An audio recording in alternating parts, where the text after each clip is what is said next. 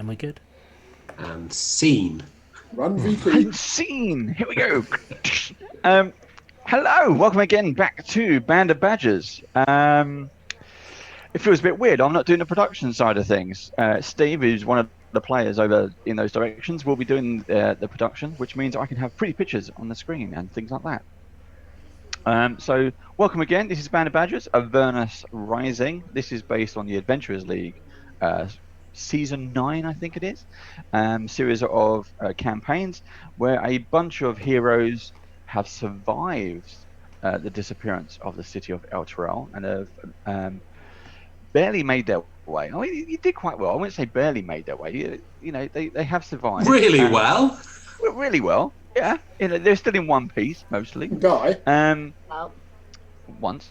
No, I think they've done very well. I mean, over the 5 days of grueling chases and a murderer amongst them, they have finally made their way to the gate of Baldur's Gate, or one of the gates of Baldur's Gate, I should say.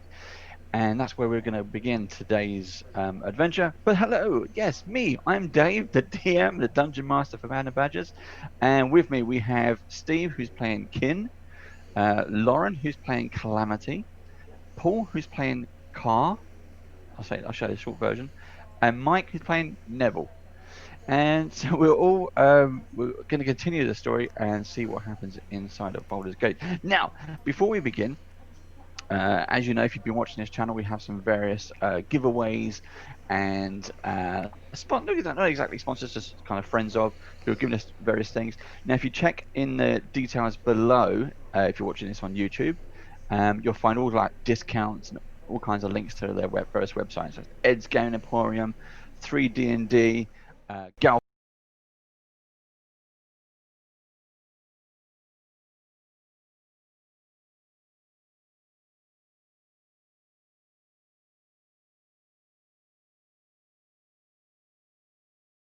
It's very blurry. You probably can't see that. It's a custom mini. So you have the opportunity to win your very own custom. You can't have this one because this one is mine. So basically, you go to their website, you fill in some details, and they will give you a voucher. So it's completely for free. However, they are based in Austria, so you will have to pay for postage, and it's just £5 if you're in the UK. So it's really worth doing. It's the odds of winning. We'll pick a winner next session. So every time there's at least one winner. So the odds are very good. Stephen, can you give us a word? Arrival.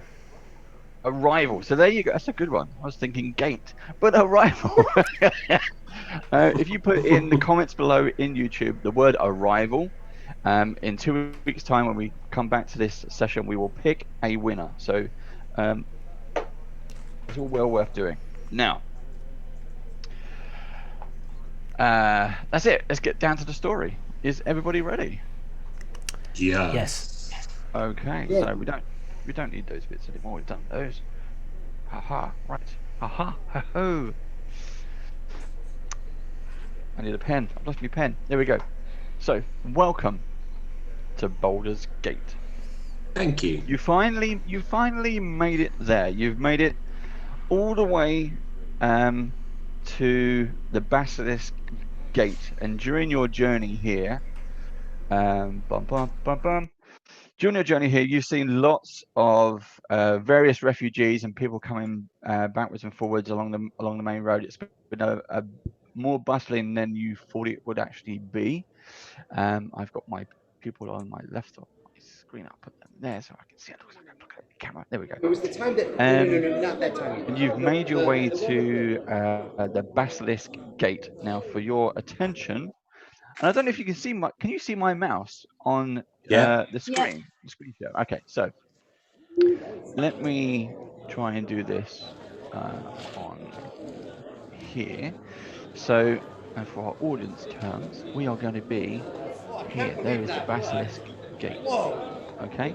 So on the maps that the players can see, they are arriving from the outer city, and which is called, I'm going to call it Stony Eyes because I think it sounds cool. This particular area has been jam-packed. There's been a bit of a traffic jam backlog of refugees, as well as a lot of locals now becoming not so friendly between so many new people turning up.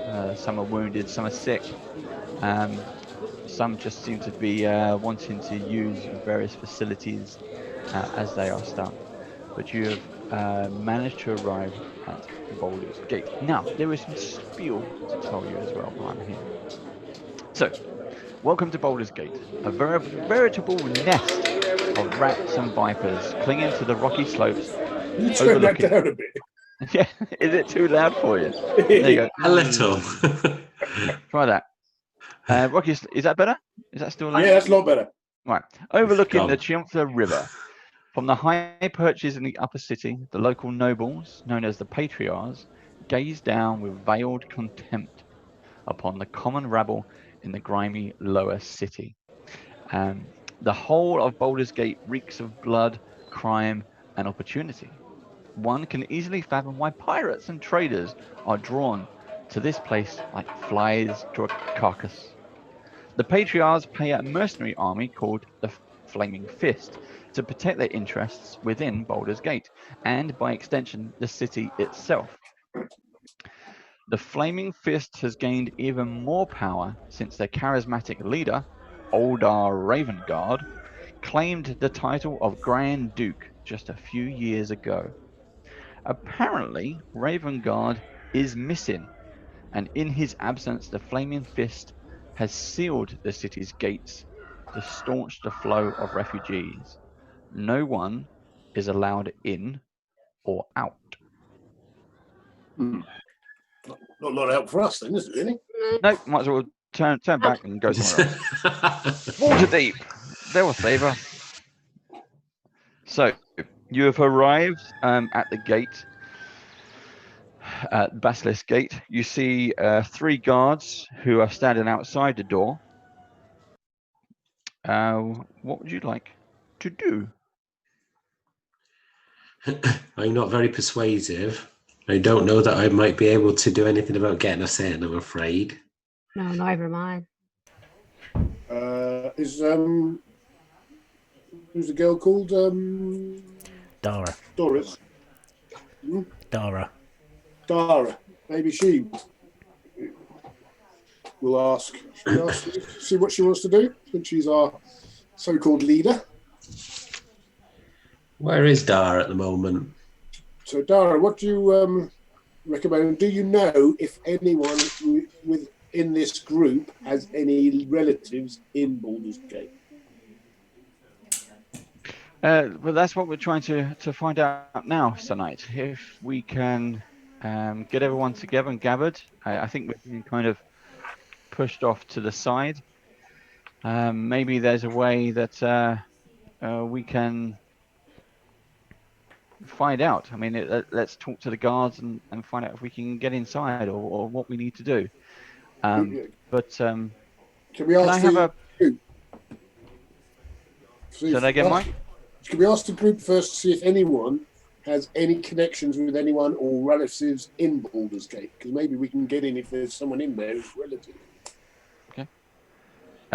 Vasher is standing nearby. She goes, well, I can. I'll ask around. We've still got 20 odd people here. Let's start making a list and find out. Well, maybe So one she of the goes off red to do that. uniforms. Yep. Use a red shirt. Dara also mentions, Sir Knight, can we have a private word? By all means, mistress.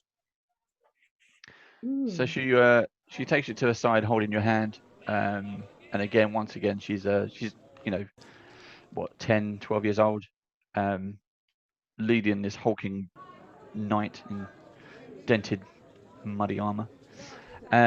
Just aside, and she pulls out of her pocket a small brown hemp bag, and she says, when we were still at El Terrell, I was looking after your horse like I promised I would, and then I found this. It was stashed in his part of his bridle rein, there was a kind of a compartment, not exactly a secret compartment, but I guess some kind of sewn in pocket. And this this fell out. It was quite muddy and bloody, I think it was. But I had them clean it up for you. I hope that's okay. Yes, thank you very much. What is it? Why did you have it hidden? I had it hidden because I was worried that we were going to, or where I was going to have to go once Elturel fell. So Hell Riders aren't universally loved throughout the area, but it is my badge of Hell Riders. And what are the Hell Riders? Hell Riders, we've been keeping the peace, the law through Elturel and the surrounding areas for many, many years, hundreds and hundreds of years. We've had a little bit of a setback when one of our leader turned out to be a vampire, but you know, these things happen. Wow. And that is why really what happened to Elturel came in place. They put the what's it called, that gloaming thing, was it? The companion. The companion was appeared 50 years ago, and it enabled us to clear out all of the vampires and the undead from within the area. But unfortunately, it failed. We do not know why. I see. That's quite interesting. So I hope somehow you'll be able to wear your badge with honor again, and maybe we can find more of your friends and colleagues. I'm hoping that there will be some amongst the mercenaries in Baldur's Gate, because I know that some of them have joined the Flaming Fist, but normally there's a reason that they've left the Hell Riders. But we will see what happens. I won't openly wear it for the moment, though. Let's see what the attitude is towards us at the gate. Okay, and she hands it back to you in the hemp pouch. And then she walks over to Gorin and Clyde.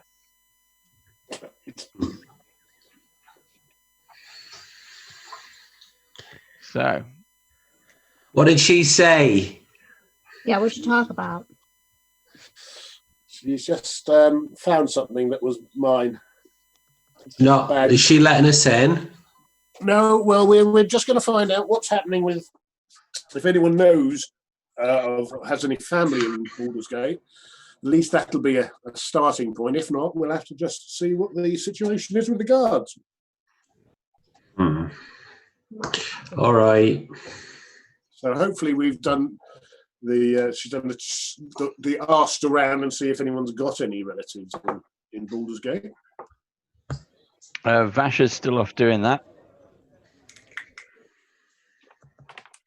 I'm going to watch the gate for a while. Are people coming in and out, or are they just stopping anyone? Some people do manage to go through. Looks like they have some kind of written letter. But there's 3 guards on shift.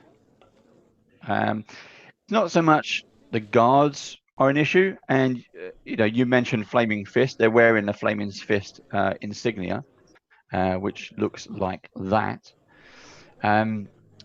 And you start to it's mostly kind of Cal and Carr start to get a bit of an uneasy feeling that you start getting a lot of eyes looking in your direction, and every now and then someone kind of roughly bumps past one of the party members of the caravan, or spits in the direction, that kind of thing. And you know, it's not everyone, but you just you notice these things.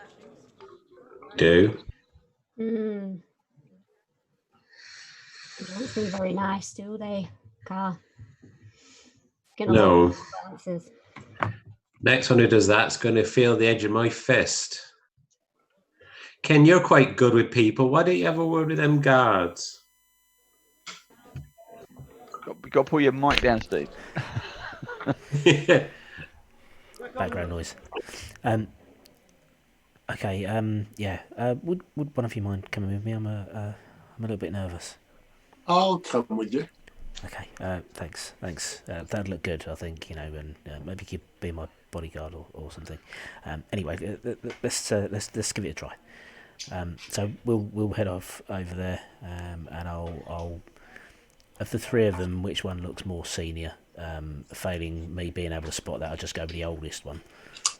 Okay. It'll be the guy who's in the middle. Okay. Do they have any insignia? Say that again, Mike. Do they have any insignia?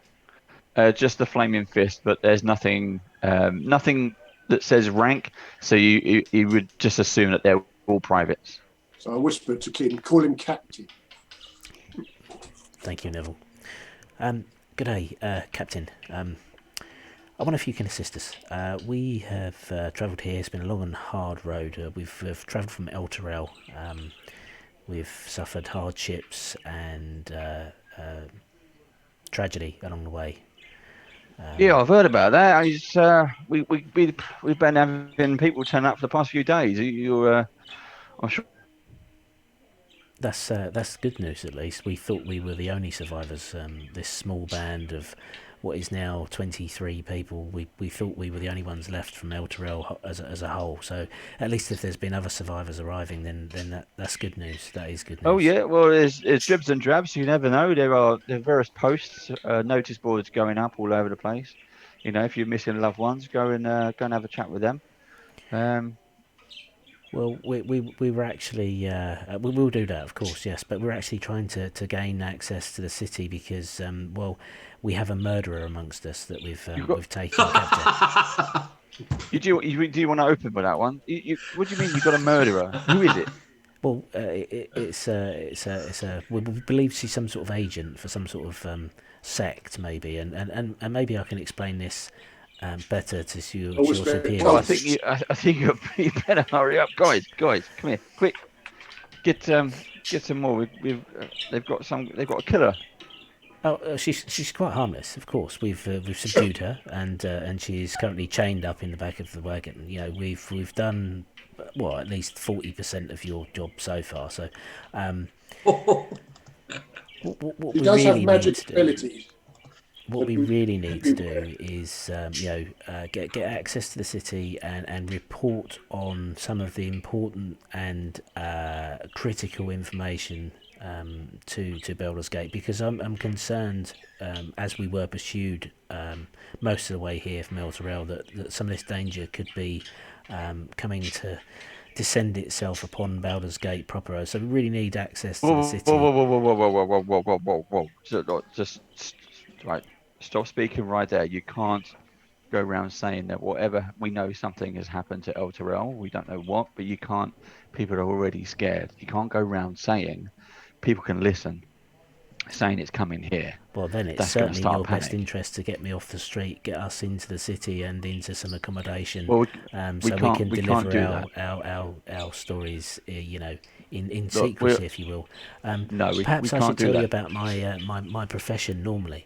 I think I better tell you about my profession. Basically, I'm a private. I'm not a captain. No, thank you for the flattery, but no, look, a lot of our soldiers were taken away. There was some kind of political thing going on in El Terrell. Our top guy, older Raven Guard, he's gone missing. Okay, he was in the city. So whatever's destroyed the city, and you're saying it's coming here. We need you to. We'll get you to speak to someone else. So you got two things. You got one. You say you've got a murderer on the loose or a harmless murderer. What's that about? Let's get them let's get them locked up first of all. Well, If they you've got are proof locked that up, of course. We this wouldn't do person's this been killing. as negligent as bringing a murder to your doorstep unconstrained. We've Really? fully restrained her. My friend Neville here has clapped the irons on, I believe is the vernacular. Right. Well, first of all, let's get them inside. We can't let you all in. You've got 20 odd people. We don't know what diseases you got. We don't know what the problems you have. Then we need to find out, first of all, if you've got people on the inside. People on the inside are allowed in. They need someone on the inside to vouch for them. Then we can let them in. Would Everyone it be else? possible to talk to the patriarchs and maybe beseech them to show some mercy on these poor wayward wretches that have come under such shocking treatment at the moment? Well, I don't think you'll ever get a chance to meet a patriarch. I know they pay my wages, but they never come out the high life. This for them is squalor, and this is where we live. If you want to go to the upper city, you're going to need a lot of money. And you lot don't look like you've got much. No, but we have God and righteousness on our side. Yeah, right. And then he goes back to you, Kin. So, And information, of course. let's pick a few people to go inside. We'll meet you up with our leader, Flame. She's here to kind of set things right. She's keeping things moving. But right now, we can't let you all in. I would love to. Honestly, I would. But I can't. Okay. Okay. How many? As a Let's say minimum, we 4 need. of us. As a minimum, we need the 4 of us. We also need Dara, Goran, and Vasha. Vasha is taken over as the de facto leader of the small community that we've led here. So she'll be able to organise getting in contact with people's relatives and, of course, Should we leave some Vasha- food and shelter. Should we leave Esher with the group though, to keep them organised and safe there?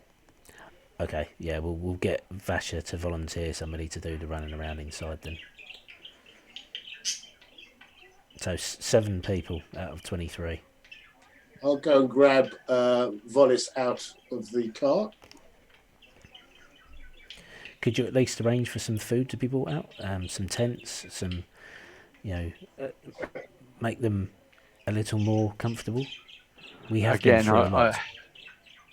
I appreciate that, and I'm fully well aware of that. However, our resources have already been limited. We didn't expect it. This has kind of come out of the blue. We wasn't expecting this to happen. We're taking in as many as we can. We're putting people up in houses or factories or warehouses, whatever we can find. But right now, you have to be clear to enter. We're bringing out as much as we can, but there's already a queue over there, as you can see. People who arrived here before you. And some of the locals, they don't like it. There are people who live outside the doors, and you're living on their doorsteps. So be careful. Watch your purses. So how do we get access if we do not have relatives in Baldur's Gate? Well, why don't you take that with the Flame, and she'll give you more details. Take us to the Flame, and we can petition her maybe for some aid. Okay, come on in if you follow me. Okay, we'll go and I'll run off and get Car, I've Goran, got Volis. Dara, sorry, and then ask Vasha to give me. Oh, you going in? As a run Oh, around. they let us in. How many are let in then? Only the 7 of us, so we need to go and see the Flame, and we need to take Volis with us. So, Car, could you collect Volis for me? I've got her already. Neville's already got Volis. So we need to go in and tell our story and really sell up, allowing the others access into the city. But we may be here for a while, so I'm going to ask Red Shirt number 1 here to run off to the local supply store and buy up some tents and some camping equipment, because we may be outside here for a while. We need to make these people comfortable. So I'm going to entrust Red Shirt with the gold that I have on me. Which is 11. Probably.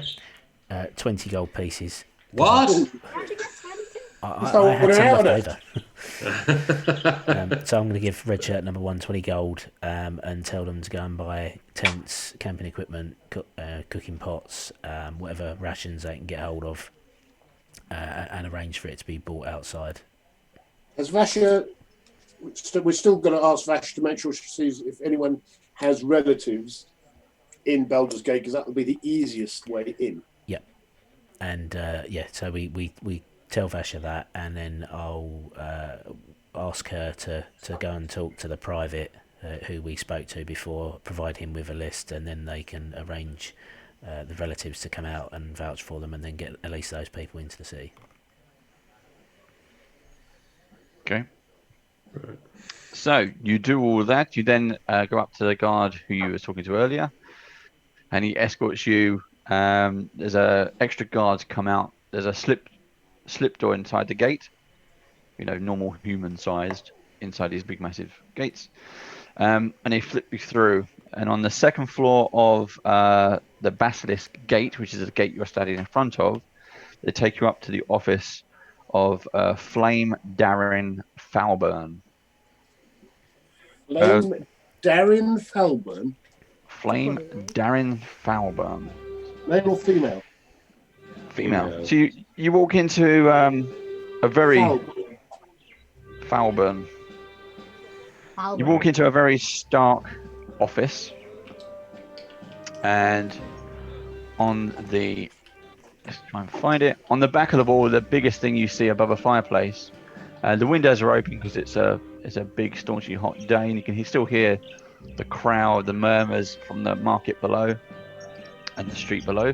You see a symbol up on the wall above the fireplace, which is this. This is the badge of Baldur's Gate. And Flame is busy, or Darren rather, is busy cleaning up some of her gear. She's just come back from a patrol. Question, Dungeon Master. Go ahead. Is Flame her rank and Darren her name? Yeah, correct. Right. So Flame is the same as Lieutenant. Okay. So her name is Darren Falburn. So when you enter the room, there's a couple of tables, paperwork all over them, a couple of pin boards with various papers and bits of string, you know, city maps, that kind of thing. Darren is a strikingly tall woman. She's got bright red hair, piercing green eyes, and she says, "Hi, yes, we believe you've been. So you brought us a killer, have you?" I push forward Volis. She's got obviously her hands are chained, and she's got a gag on her mouth. Right, guards, come on, let's take her away. He's a caster. Don't let her use her hands. Caster. The magic user. She's a caster. And a suspected cultist. Right. Okay. Look her up with the rest. Right. We've had a few people going a bit crazy around here lately. So, as you can see, welcome to Baldur's Gate. I hope it's everything you hope for. We hope it is. It took us long enough to get her. Now, we explain the situation again to her, say what we've done, and that we're looking to gain entrance and succor for the survivors. We're trying to find out at the moment if they have any relatives. We just want to ask what the situation is and what help they can give us. I'm also missing my granny, aren't we? It's more important. There are lots. She's got moss on her, so you can't miss her. Have you got a list of have you got people missing, people you've found or anything? We've got everything you see here. We've got all kinds of lists and things about people who have come in, the sick, the injured. We're trying to do the best we can. Most of a good portion of our Flaming Fist troop has been taken to ELDRICH for the delegation. So we're a few people down. I have been called in from Cholt just to come in and keep people in line. It's pretty poor here at the moment, but we're doing our very best to keep everyone in line. Have you seen any strange occurrences happen lately? Strange animals, or I need to say maybe demons appear anywhere? No, and we've heard the same rumors. I mean, we're getting to the point where we've heard so many refugees from El Tyrol, all with similar stories. I find it hard to find the truth in these, but what is it? Is it a monster, or are we really talking demons? We're talking demons. Lots of them. Demon dogs. It's worth telling you, when we first encountered Volis, she pointed us towards the direction of an abandoned monastery, and it was at that location that we encountered a series of cultists who were trying to bring forth a demon from the other side, and in fact they were successful, and we had to fight and defeat it. So it is definitely demons. Okay, so this is certainly serious. We will need to get some communications out to people as fast as we can. I'll arrange that to be done. In the meantime, we know, I'm sure the guards have already told you, there are certain qualifications that the people. I mean, you look as if you've been through a few hardships yourselves. We need a list. Now, here's a list of the requirements we need, and the list contains things like a full accounting of each refugee, their name, occupation, age, and criminal record, plus names of spouses, friends and family, anyone known in Baldur's Gate that can stand up for them, to vouch for them. We also need any list of carts and pack animals. They're not allowed. You can come in on foot only. So anything you can't carry, you're gonna have to sell, and you have to sell that in the outer city. We also need confirmation before you enter the gate from a cleric, preferably one that resides within inside Baldur's Gate, that you are now free of any disease. We'll make the healers available to you, but they will check you out. We just can't have. We have the amount of refugees. We have our own homeless to deal with, and criminal underworld, if you like, beggars, whatever you want to call them. We can't have more disease to come out on the streets. The streets would just be filling up with the dead. And I appreciate your predicament, but hopefully you can, for those of you who are educated enough, I hope you can accept my predicament. Arrangements must be made with any inns, temples, or relatives that are willing to house the refugees. As I mentioned, you can't just sleep on the streets here, and you must have some arrangements for work. You can't just come here and use the services. We have too many people who are stretching our services thin at the moment. I think you've already been told about, we have no blankets, no food bowls. You're going to have to fend for yourselves as much as you can, and that means if you have to make a copper piece here and there by doing whatever you can, then so be it. That will allow you to buy food and hopefully accommodations for yourselves and for the rest of your party and caravan.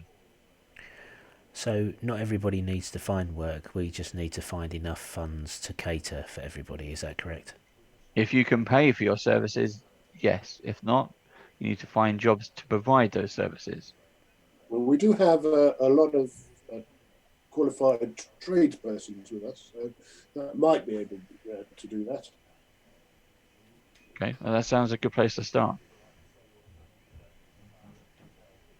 Hmm. Do you have any healers amongst you? Yes, I have healing ability, and I believe The hill. Cal, do you? I can, yeah. I can make Yeah. potions as well. Okay, so that was allow you to kind of come into the city as a whole, just on the merit of that. I am a Whatever services you can paladin, provide. so Are you now? I am a paladin, yes. And who do you serve? I serve. Because I did write it down.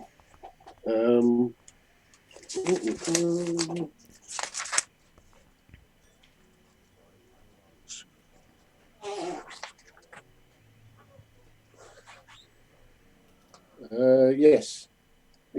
Order of the Companion. Helm. Was it Helm? Sounds about right. Yep. No, it's not. Oh, Yeah, we'll say Helm for the moment. It's probably not that.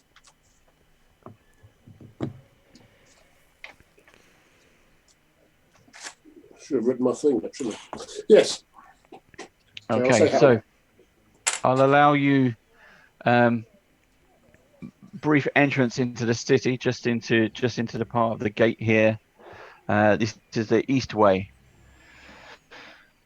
You'll find shops and services for whatever you need. If you have enough coin to spend, I suggest you get enough to get by. You will be spending the night on the outside of the gate. So choose wisely and be quick about it. So we need to go back and can we have a list that the list you've got written out so that we can recreate it? She hands you the list. Yeah. Right. And if you excuse me, I have my more reports to write, and I'll get these communications out. But thank you. We'll see what. And I'm very thankful you made it here in one piece. So for completeness, the person that Vollis, our prisoner, murdered was called Billiam. Billiam. Okay. Was there any other family members in your caravan related to Billiam? No. no. Any known relatives? No. No. Next of kin? No. Okay. Is Billiam his first name or surname? First name. And family name? I don't know. Thwendel. I'll pull out the journal and take a look, see if it's written in there. It's not.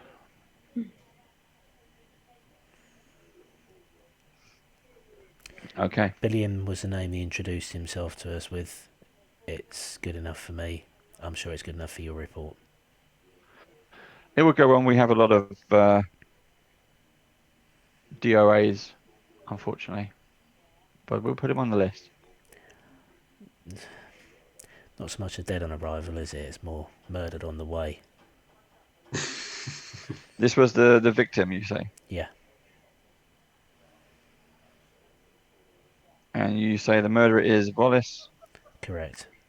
That's the name she gave us. First name or surname? First name. Name. Surname is? You can ask that yourself don't know. when you interrogate her.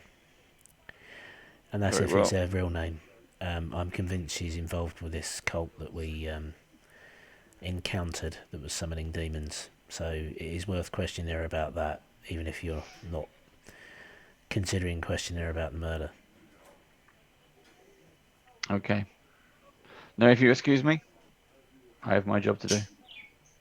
And I'm sure your people will need your help. And with that, yeah, you get ushered out of the room by some of the guards. You get taken down to the internal side of the gate. And you are out into Eastway, where you've got various shops, market stalls, peddlers, all kinds of things. What would you like It's to do? massive, isn't it? Huge. I've never seen anything like it in my life. Look at all these people. So busy. I don't like it. It's so busy. No, I don't like it either. Have we still got Dara and Goran with us? If they went with you, yes. Yeah, they came, didn't they?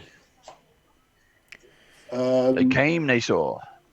Well, And they go. basically, we need to try and find somewhere where we can put enough people. Maybe we can find an empty building or a warehouse or something like that, which we could rent temporarily to keep everyone out. Did Vasha come with you, or did you leave her outside? We left her with the group, sorting out names and anyone who knows. A red shirt came in instead. Yep. Although we should really give her that list to fill out. Yeah, we should. So give it to the red shirt. Send it to red. Give it to red shirt and send the red shirt back to Vasha to get it filled out. And we really need to find somewhere to house everybody and a cleric or healer from within the walls to verify that we're all free from disease. Where's the nearest church? Shall we find somebody? They must know where there's a near church or something. They're really big churches. They'll be able to hold a lot of people as well. There's a huge hustle and bustle amongst the streets of where you are. Not only is you've got the various locals, you've got various peddlers taking quick chances with various refugees who have come in. The streets are packed. You are squeezing through people. Imagine Indiana Jones, Raise the Lost Ark, where the guy comes out with the swords and he shoots him. It's that kind of marketplace. You've got so much going on everywhere. A souk. Yep.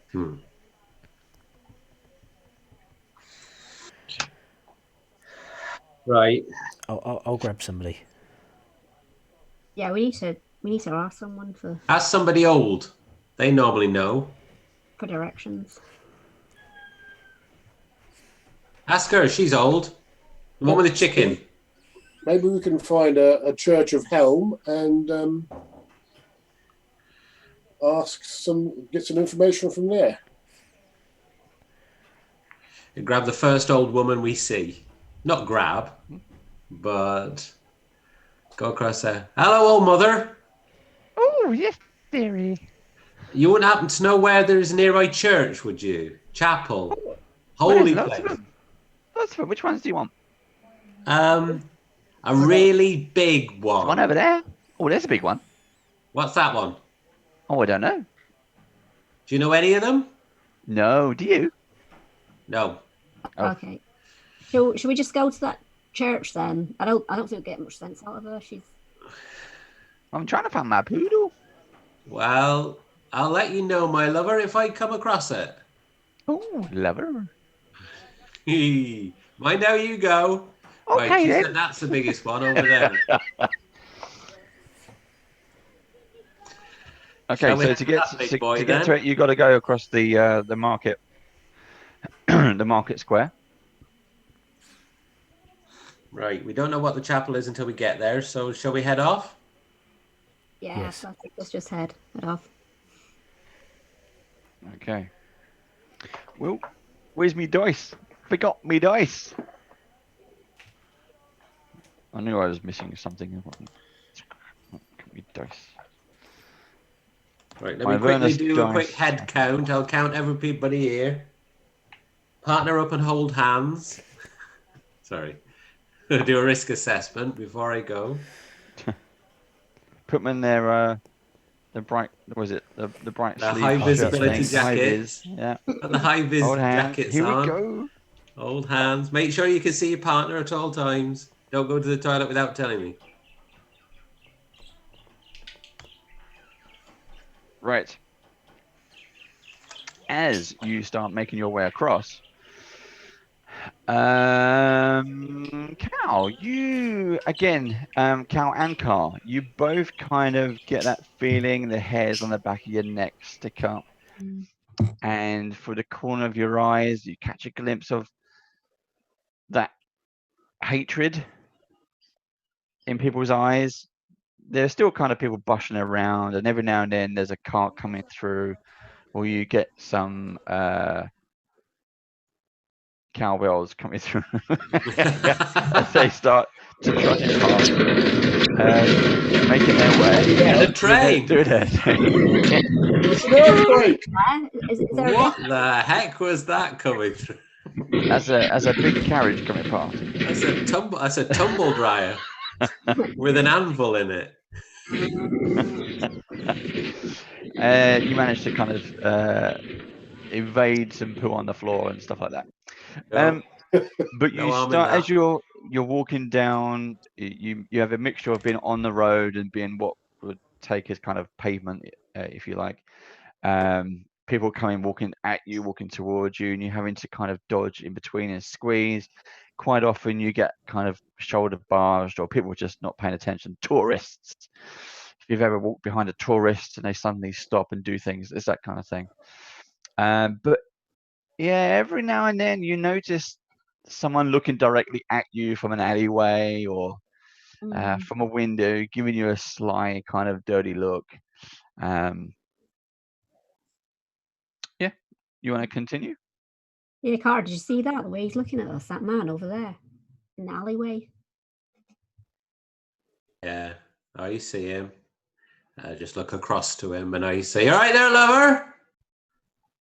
He just sort of turns around. Yeah, you keep on walking then. Don't wind him up, Carl. We don't want any trouble. You did this before, remember? We ain't done nothing wrong, have we? No, let's keep it that way. Not yet, anyway. This is not going to end well. Okay, so how far away is that church then, DM?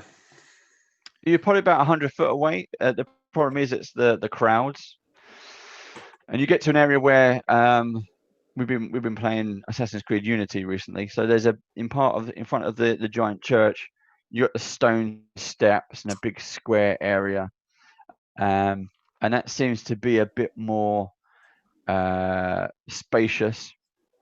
And as you break out of the kind of the main crowd and step across, again, Cal and Car, you there's still people walking around, but there's more space around you. You notice that suddenly there's a glint of steel coming from a cart on your right. Right. Do I? And I definitely perceive that. Yes, just steel. A glint of steel, maybe a reflection from the sun. But you see what appears to be someone pulling a sword or a dagger or something out from under some hay and kind of stick it under their shirt, and they kind of start walking in your general direction, not towards you, but towards the group as a whole. Okay, well then. You better let the others know quickly. Just going to very subtly, and I don't mean subtly at all, just pull out both of my swords and just rest them on my shoulders. Which douche or douche? Douche. His ears off. Yeah. And just be watching and looking directly at this person. Yep. He seems to he's not like looking around, he's still kind of trying. It's almost like he's trying to hide or weave through the crowd as he gets closer. He's still about 60 foot away, and then he managed to just he turns off. Oh, that was weird. Wonder where he went. I'll find him. Why he just disappeared? What's he playing at? Can I find him? No. But let's just carry on going to church. Right. At that point, at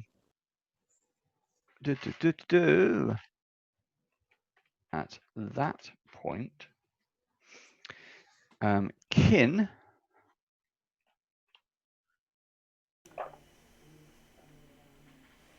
and Neville, two people come out the crowds around you and attack. Both of them miss, but everyone is now in initiative. Let's go. He's 17. 17. 20. 20. 16. 16. 16 also. Oh, Twins. Also. Twins, There you go. There you go. And Baddy's got 13. So let's just put these back in order. Kin, Neville, Cal, Car, Baddies. Okay. Do, do, do, do, do, do. And we're off. We're off. We're off. Right, so 2 people have just come out the crowd and attacked Kin and Neville. Cal and Car, you see this, but there's people moving around you. You're nearer this kind of wagon that's on your right-hand side by the time you kind of get there. And everyone is kind of spread out. To get anywhere, you're going to have to push through the crowd. Okay? Now, you don't know who the bad guys are. Neville and Kin, this bad person who's kind of jumped out of the crowd, literally surprising you, but missed, that's the person you're fighting. Okay? Yep. One Everybody person. with me? Okay. Right, let's see if this works a little.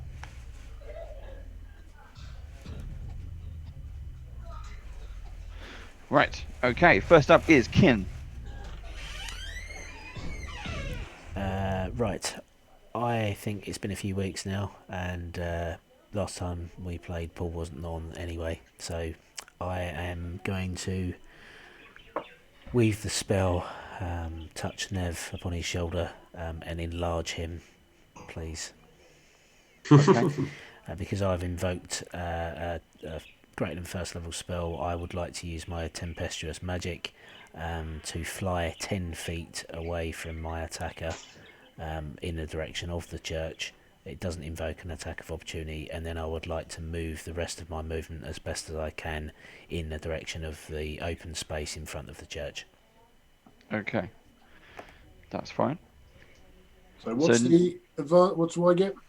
You get an extra D4 damage, and you have advantages on strength checks. Okay. Your size is doubled in all dimensions. Whoa, look at the size of him! So straight away, as Neville enlarges, the entire crowd sees this, and first reaction is whoa, like gasps come around from all around, from everyone around you basically, and then there's panic. Boom! Everyone starts to run in all different directions. You can clearly see the person who was attacking you, Kin, but then you fly off, boom, into the open. It's not exactly an open space. It's not as tight. So, there's still people around you, but they will start kind of running around. And again, you notice Cow and Car, based on the scores of your passive perception, I'll just explain it. You see people running around, and then you see there's an individual there not running. They're walking straight towards you with a sword or dagger drawn. Then you see another person. Then you see another person. Okay, so there's panic going on in the streets around you, but then you've got 3 people you've noticed actively walking towards you with murder in their eyes. Oh no. Okay, so Kin has pushed out, and then Kin suddenly sort of lands nearest you in the square. Nev, your go. Right, I'm going to take my 2 axes out and attack. And Okay. first, as a bonus action, I'm going to cast Define Favour on self, Mm-hmm. and I'm going to attack. So, what's this guy wearing? Out of interest, the one in front of me. It's just leather armor Leather armor. So, or leathers. So, 18 and 22. Yep, both hits. Doing so plus 4 and 4.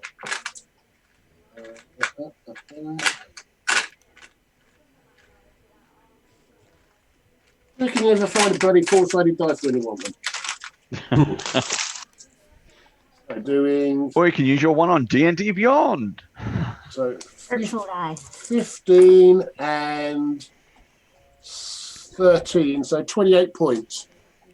28 points in total. Yeah.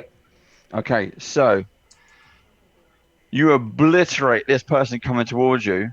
That's my first attack. Okay, so how do you want to do it?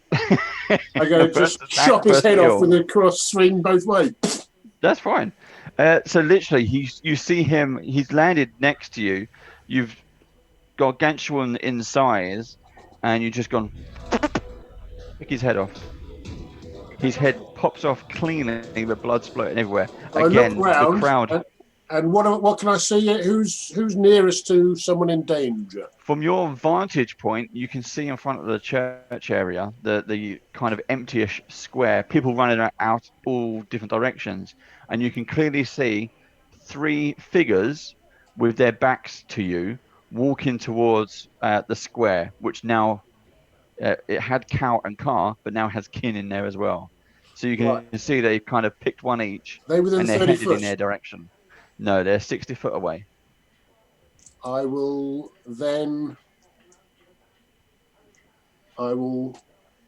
move 30 foot. Yep. And that's all I can do. I suppose my speed is. It's hard going ground. Again, you've got people running all around and you're panicking. You don't want to step on innocent people. But that's it. Okay, that's all I can do that turn. Cow, you're up. The person who's kind of locked onto you and you've locked onto them, they're about 30 foot away with people running in between you. I will shout and see if I can draw some attention. Yeah.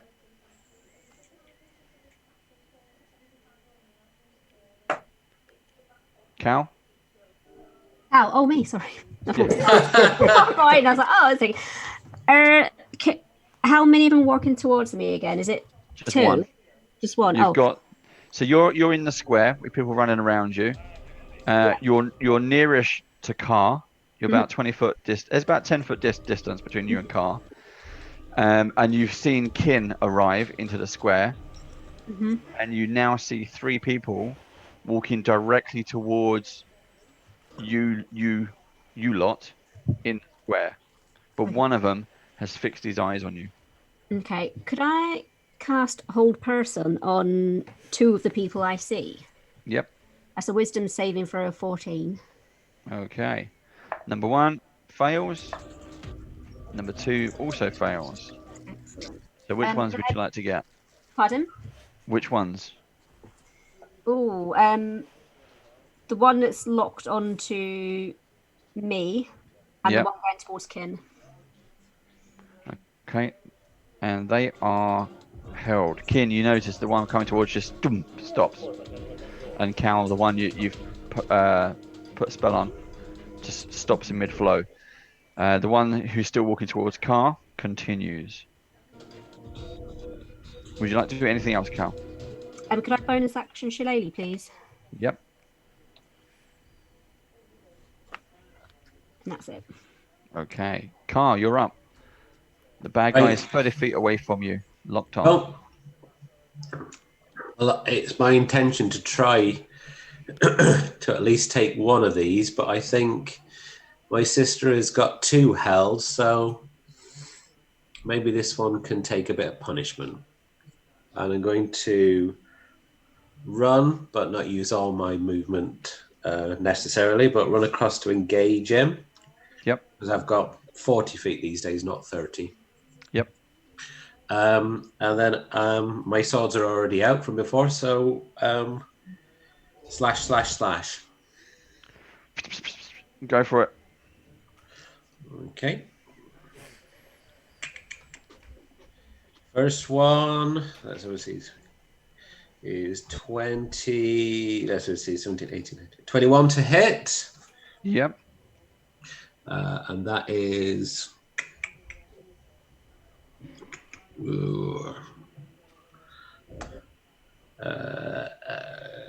8 points of damage.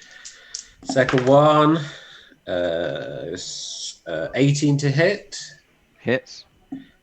And that is 8 points of damage. Okay, he goes down. Good stuff. Anybody else within 10 feet? No. Okay then. Okay. That'll do for the moment, in which case I'll just stand over him with a sword down. Okay. That's fine. Baddies go.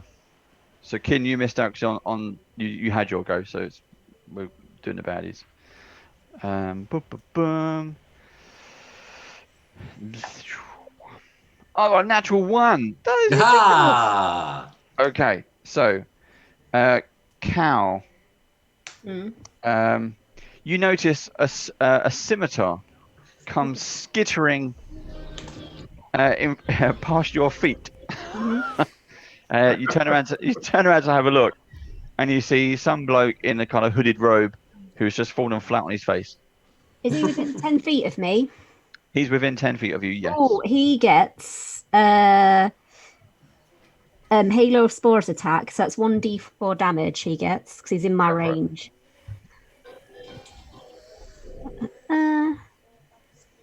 Worried about That this. is 3 points of damage, necrotic damage. So say that again. 3 points of necrotic damage. Oh, okay.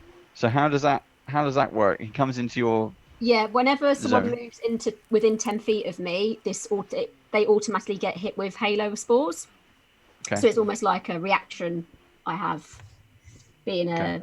So not only has he fallen flat on his face and he's trying to make, a kill, he's starts his veins turn black and his skin models up. Okay. And takes some damage. Right. Top of the round. This is round 2. Can everyone roll a perception check for me, please? Mm-hmm. No. 17. 8. 13. 7. Okay. Cal, you was the highest with 17. Is that correct? Yes. Yep. Right. You notice from the rooftops, almost from where you started from, there seems to be someone watching. Okay. Kin, you'll go. So this guy is sort of laying on the floor at Cal's feet. Is that correct? Yep. Kind of slightly behind her. Okay. In that case, I'm going to step up, and I will use Shocking Grasp to attack. So it's a melee touch attack. So I should have advantage on it because he's prone. Yep. Wow. Good job. I've got advantage. That's a 1 and a 2. So Oh dear.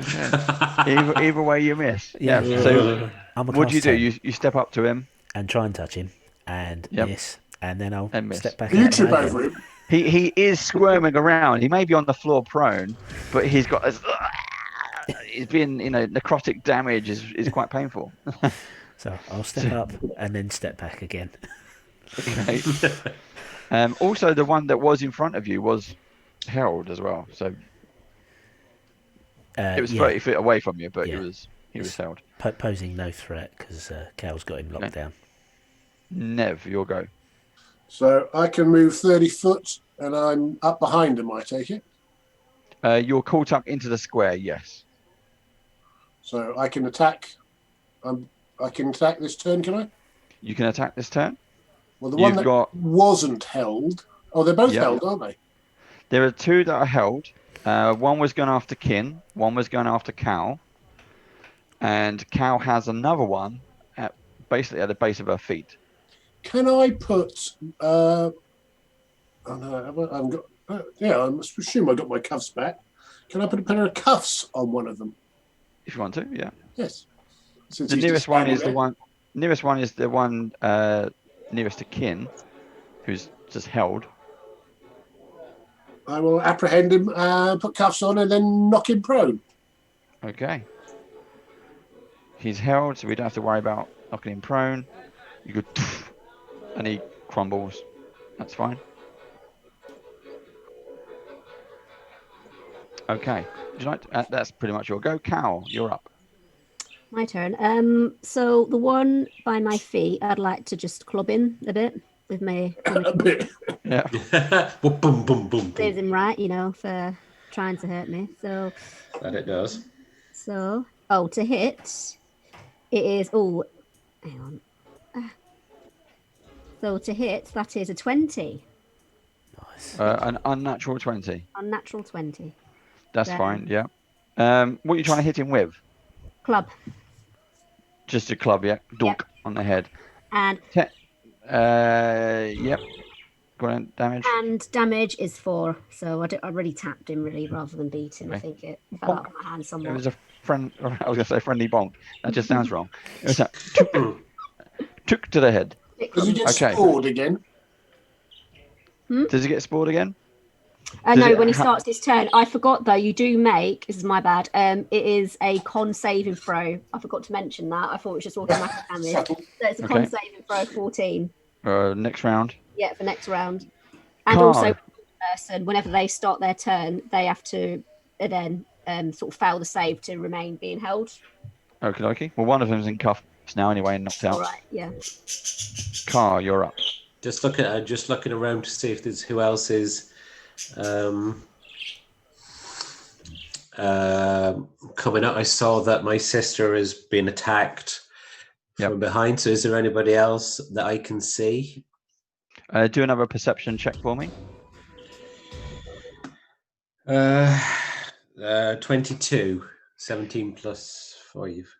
You don't see anyone else actively walking towards you or the group from the crowd. Most people have started to really scatter now.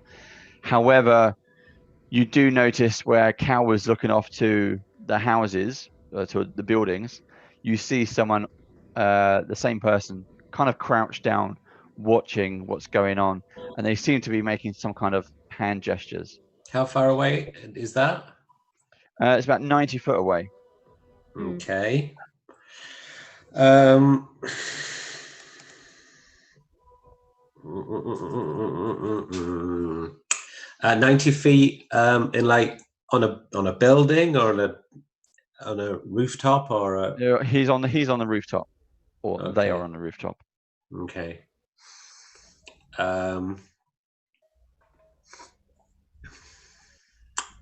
Right. I don't necessarily want to kill him, but I want to go get him. So I'm going to Zephyr strike myself, which will add another 30 feet of movement. That makes 70 feet. Yep. And then I'll dash as well. So that's what it says, 80, 120 feet. Okay. So he's on top of the roof, so you can get to the bottom of the roof. Is there anything to building?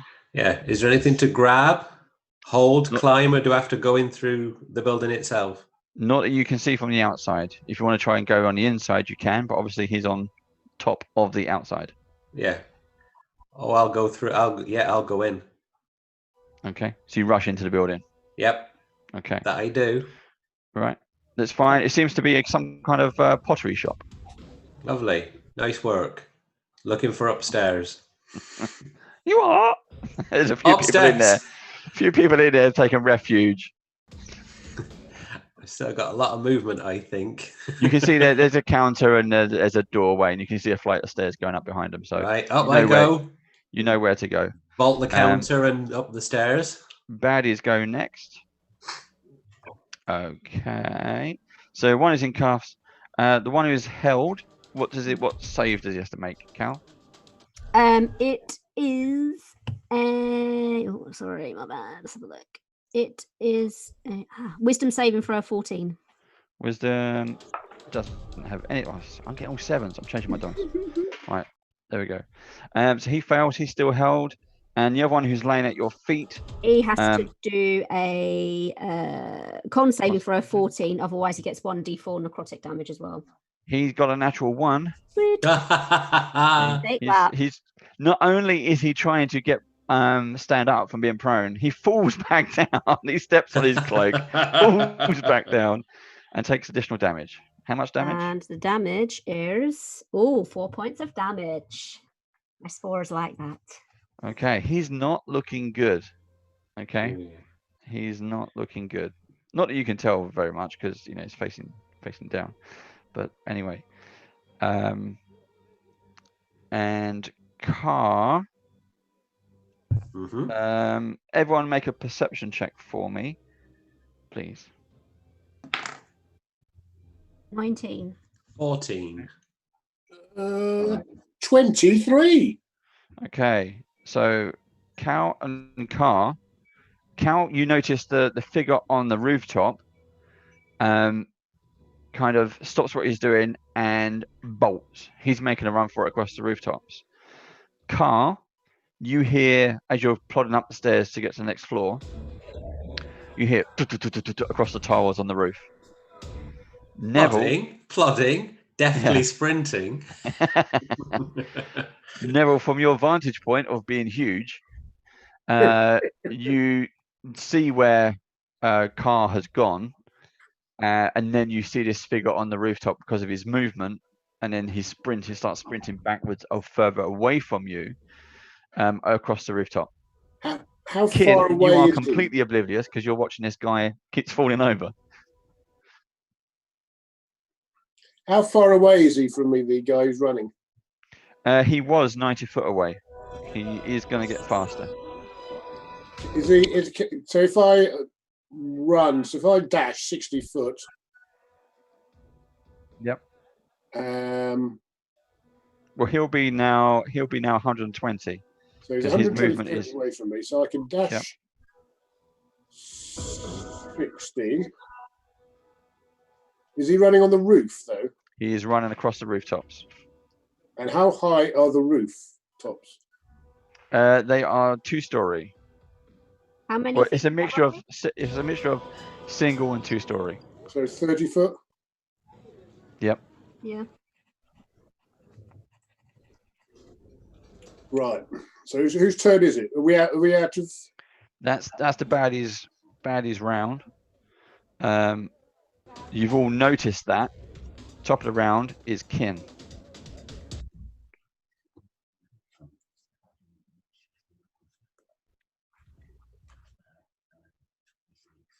Yep. This is the guy who's prone, who keeps falling over. He's shrieking out in pain. And how do you want to do it?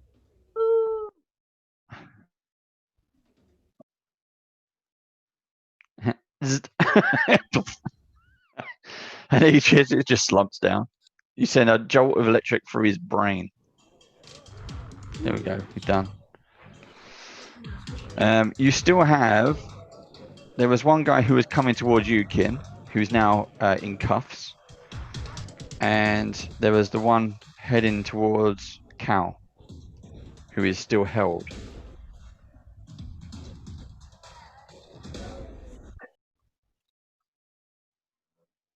Okay.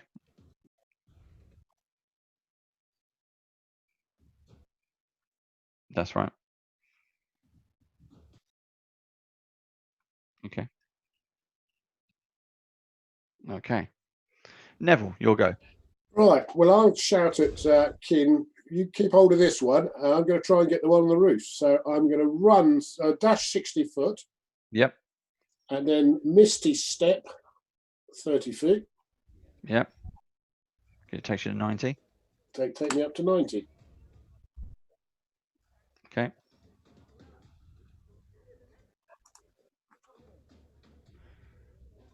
So I'm now how far from him? You are 30 foot away from him. Okay.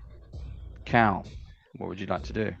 I would like to wild shape into an eagle and try and fly up to this guy, but I'm not sure if the guy next to me gets an attack of opportunity if I do that. Well, the one who's laying on the floor is dead.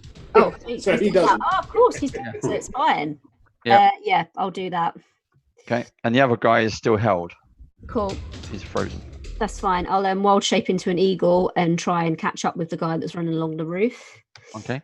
So, So you jump up into the air, transform, and then fly over the rooftops. My flight is 60 feet, so I'm not sure how far that gets me. Not too well. Okay. You're halfway there. Cool. Okay, I'll leave it as that then for now. I'll just carry on as I'm trying to catch up. Okay. That's fine. You're 60 foot away, but flying. Okay, Carl, you're next. Okay, so how far away am I now?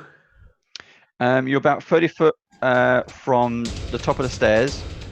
You've got to go out a window and then somehow up onto the roof. Okay, so up the stairs I go. I'll look up onto the roof and I'll misty step on top of the roof. Okay, good move. There we go. Then how far away is he now? He is 30 foot away. Okay. In which case, I'm going to cast out my Thorn Whip, which is 30 foot of range. And if I get him, I can pull him back 10 feet towards me. It's a melee spell attack. Go for it. Let's see. He takes a little bit of damage as well, but not very much. Yep. And then it's a +5. 21. 16 +5. Yep, that's to hit, yes? Yep. Yep, you get him. And I drag him back 10 feet towards me then. And he takes 3 points of piercing damage as well. Yep, that's okay. You grab hold of his ankle, pull him back. He slams into the top of the rooftop. Instantly, kind of flicks back into your direction. But he's now 20 foot away. Good stuff. And I'll say, "You're not going anywhere, my lover. I've got you marked." I haven't got him marked. I'm just saying that. But I will do. That's fine. He mutters something under his breath because it's his go, and he summons a. He's going to summon spiritual weapon, and a glowing dagger appears in the air next to you, and makes an attack. Oh, hold on. That is a 15. Misses. Oh, you're 16. lucky.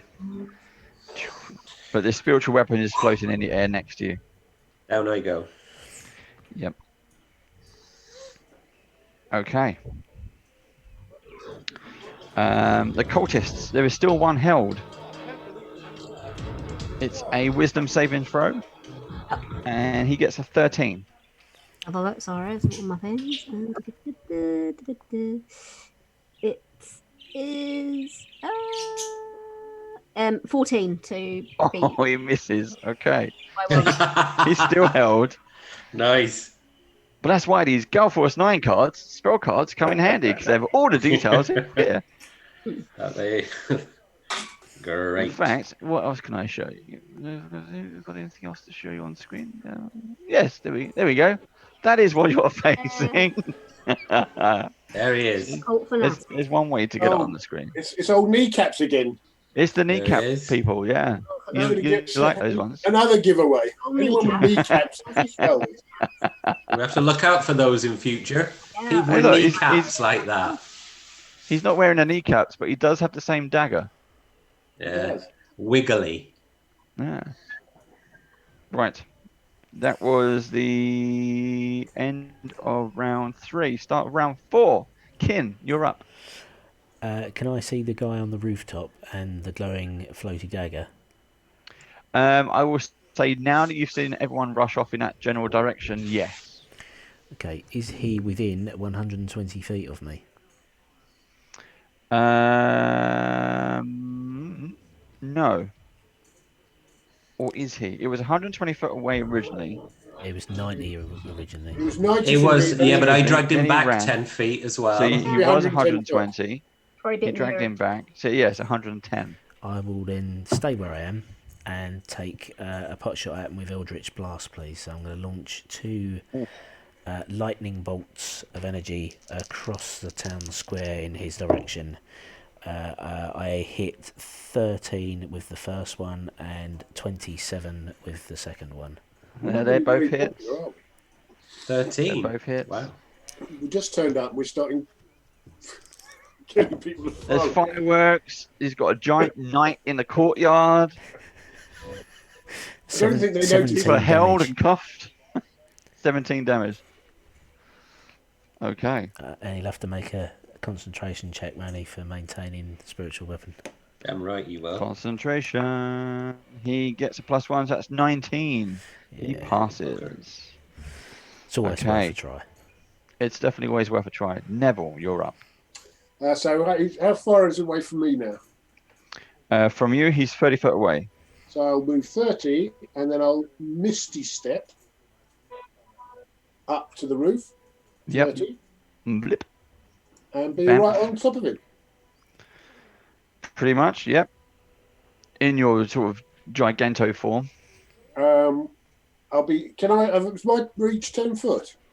No. It is now, I think. It's not. Okay. It says you double. You become large. Yeah, but it doesn't say it'd be anything nuts. about It'd be reach. 10 foot. Yeah, I'd be so it's 10 still feet. 5 foot. It's still only 5 feet. Is it? So then I'll whack him, as we say in the trade. Yep. Keep it simple. So 15 plus 15 hits anyway, didn't it? 21. Yep. And 15, 2 21s. Doing first one was because I don't add that to that one, do I? So no. So the first one doing. It's hard to see these 4-sided dice. 10, 13 plus 5, so 18 on the first hit, and 6, Don't kill him. 8, 9, 10 on the second one. Right, so what's that in total? Was it 13 the first one? Yeah. I think so, 23. yeah. 23. 23. Okay. That's the first attack. I get another attack. Yeah, go for it. He's still alive at the moment. He's Yeah. taken that one. 10. That's a miss, I assume. 10 is a miss. And a 23. So that is 6, 10, and 11. 11 points. 11 damage.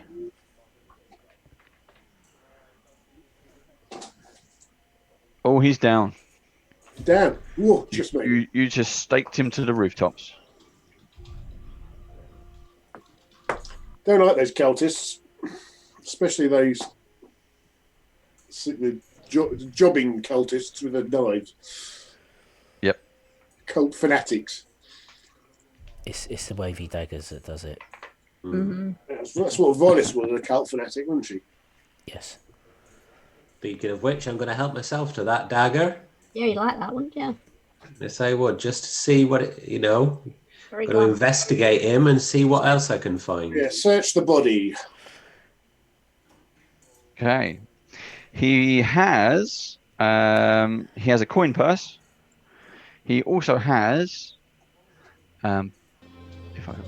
find it here for you. While everybody's making merry searching the body, I'd just like to fire a message off at Car and remind them that there is still one down here who isn't restrained or tied up and is currently under the influence of some magic that might wear off in a minute. Yep, any minute now. I'm sure the two of you can deal with him. You also find a potion of poison.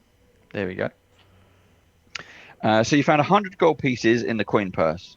Right. You find a potion of poison, and also around his neck, he is wearing an amulet with a strange-looking symbol.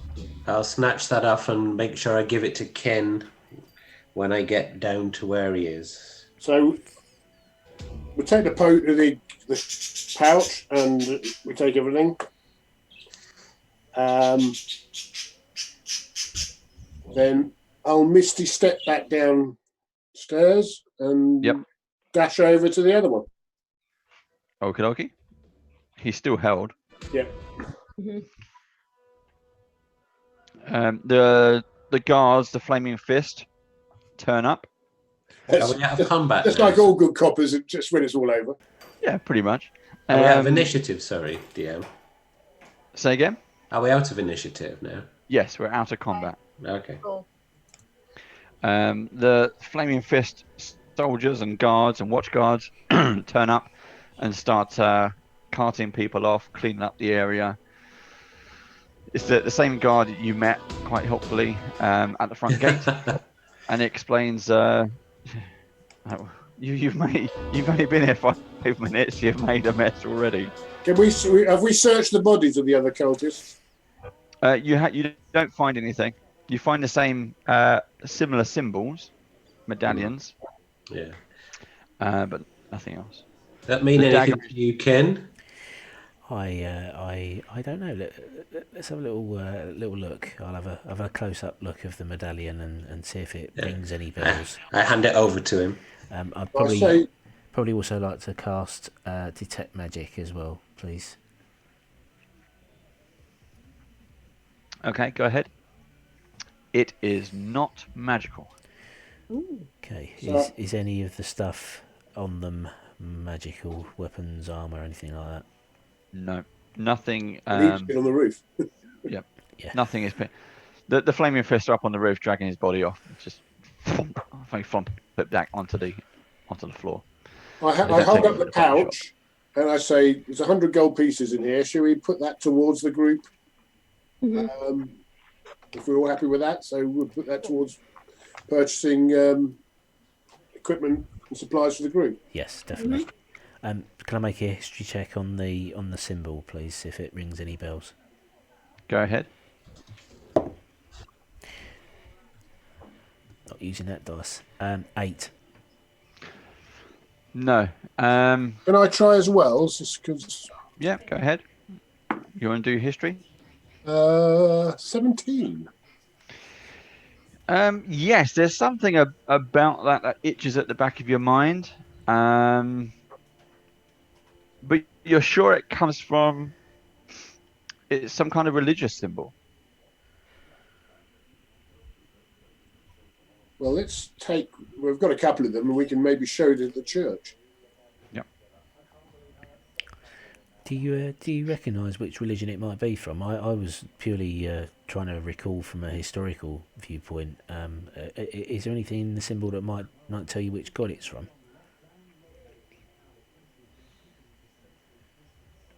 No. It's the god of bad dreams. Interesting. We'll ask the church. Maybe they'll know, especially if it's a local cult.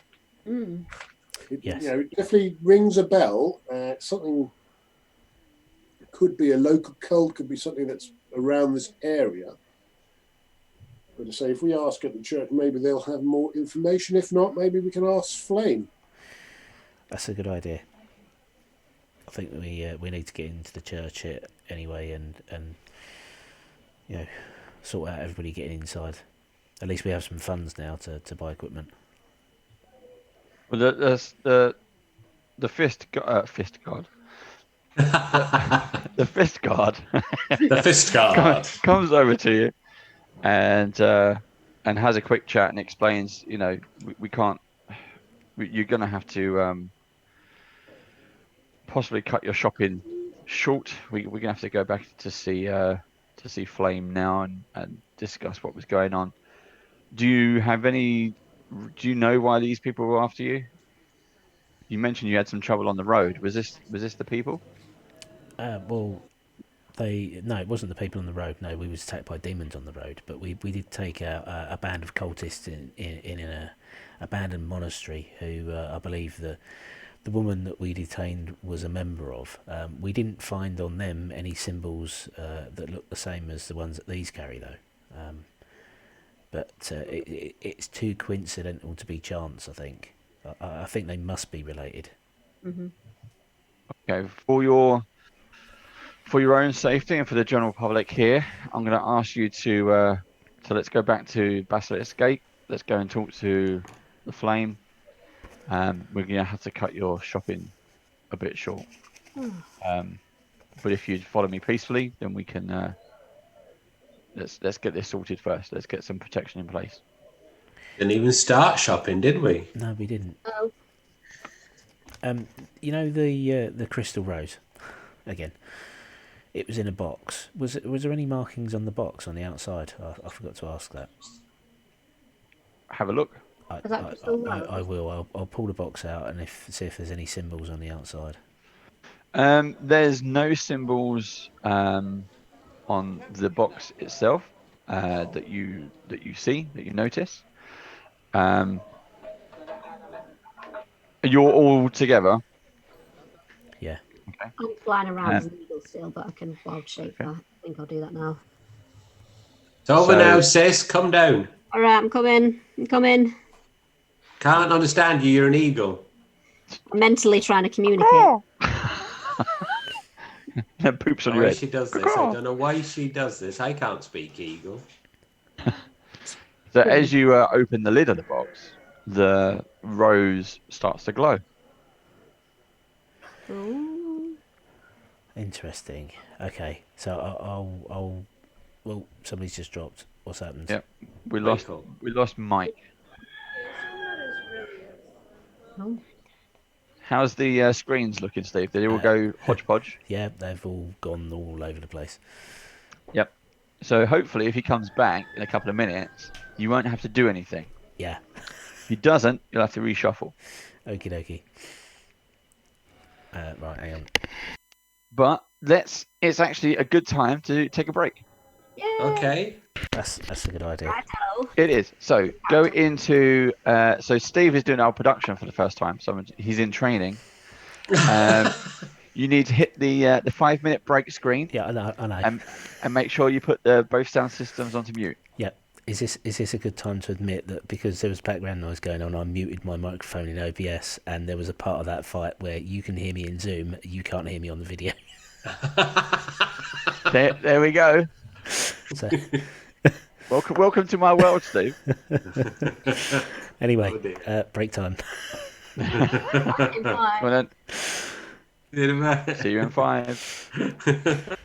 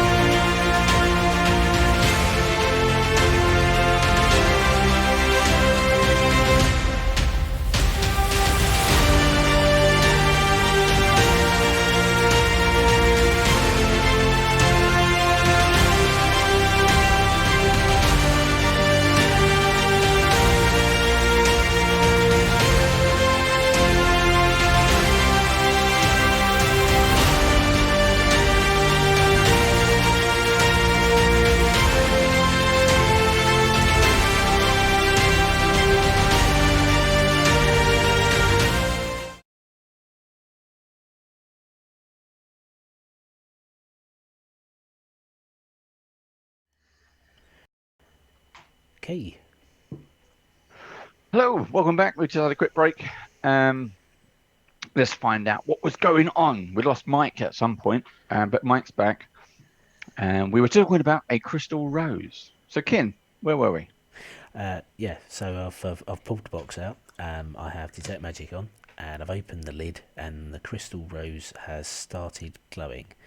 So I'm going to lift it out of the box, and start sort of repeating the experiment I did last time. And if I move towards Car, does it start glowing brighter, or does it start to go out? And then when I move away from Car and towards Calamity, does it still glow with the same intensity? It does.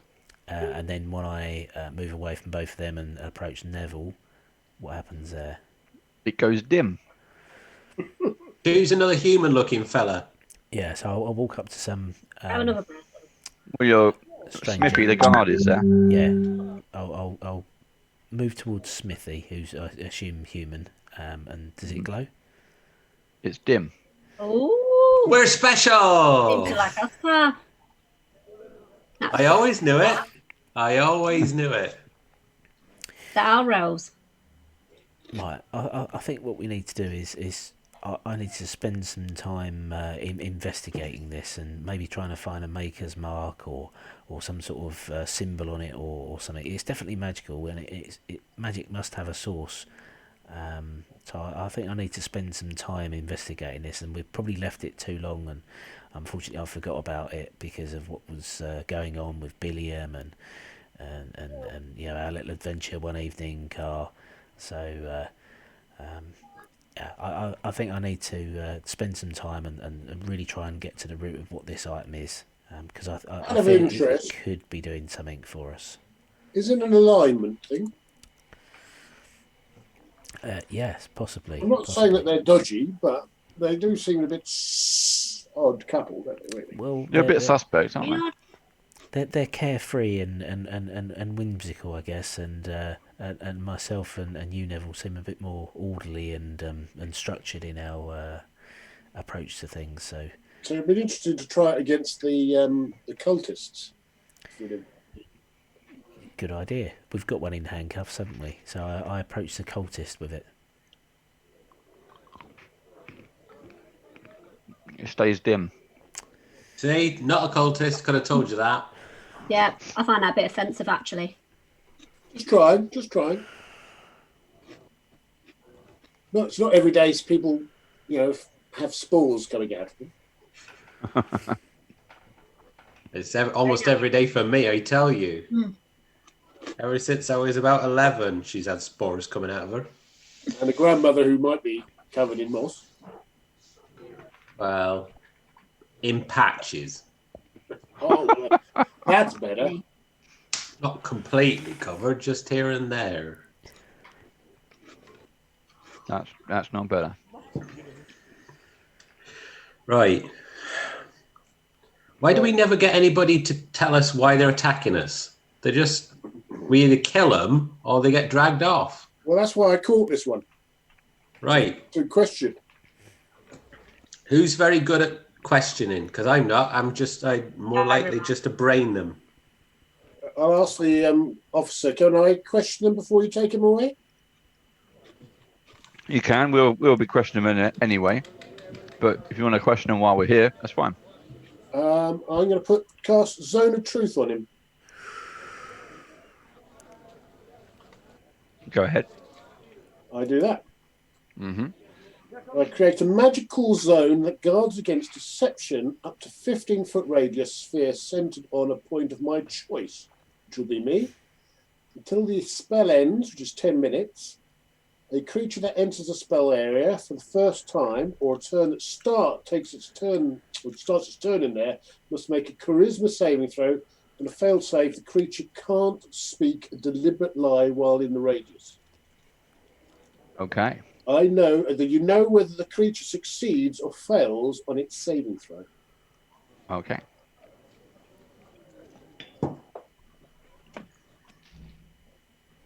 DC 15. Here we go. He fails.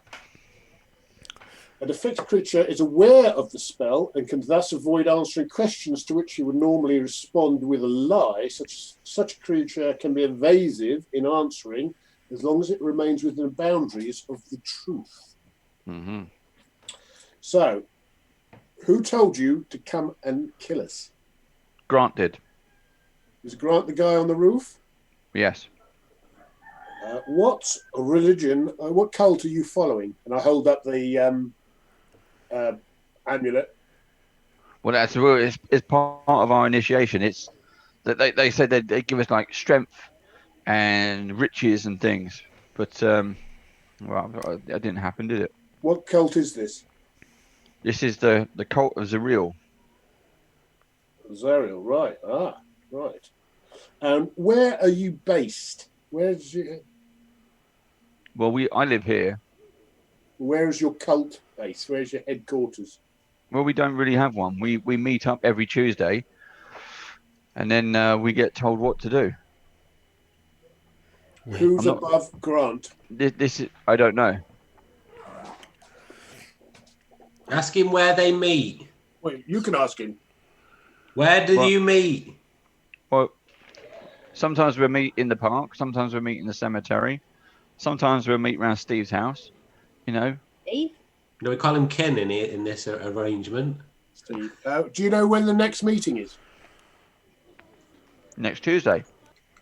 This is like Weight Watchers, this. That's Steve's house from the cemetery. That's Thursday. Where is the date? Where is the meeting? Do you know?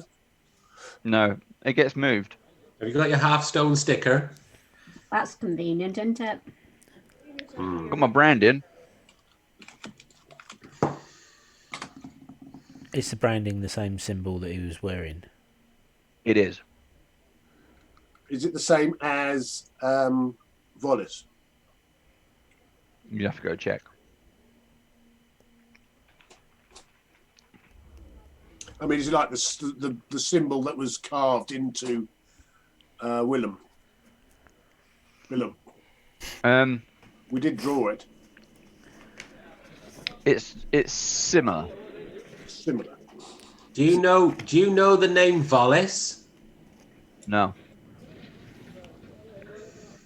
So the symbol that was carved into Billiam was a symbol of transference. So is the brand also a symbol of transference? I don't know. Are there any cultists in the Flaming Fist? Yes. Do you know their names? No. You sure? Yes. Do you know their ranks? No. Can you see when here? No. How do you identify each other? Do you all carry the same brand? The ones here, we're initiates, so we were doing this to become full members of the cult. I'd imagine that once we are in, we would then have better access. But again, we were promised powers and riches. And how did that work out? Not too good. So why us? Yeah, why us? Yeah. Yeah. Oh, I just said that. Did Grant told us that you were the targets. We didn't ask why. Where does Steve live? I don't know. Well, you said you might have met around Steve's place, so you must know where his place is. We're initiates, so we haven't met. We just get told. So the places specific you have met are in the park, Mm-hmm. the Cemetery. cemetery, Steve's house. anywhere else. No, there's a few taverns, a few Which tavern basements. taverns? He spills off a list of names. Okay. Would you? You'll let us know if you need to. If we need to. Which we don't, by the sound of it. Nope. The pickled frog and the wild boar. Right. So My favourite. did somebody ask? Well, I'll ask anyway, even if somebody else did. Who does Grant work for? Who does Grant report to? There are various things but I think his name's Gorin, but I don't know him. What? What? Have you heard of a Raven's Guard? Is he a cult member at all? I believe he's gone missing. The Duke? Raven's Guard? Oh, he's a goody two shoes. Never know. Can you describe this Gorin? Never seen him. Isn't Gorin with us? Yeah. He's the goat owner. Right. I've always thought that a little suspicious. Man that can keep control of a goat. A goat's important to cultists. Neville, why don't you call Gorim over? Yes, I'm going to say, I'll say, Gorin, can we borrow you a minute?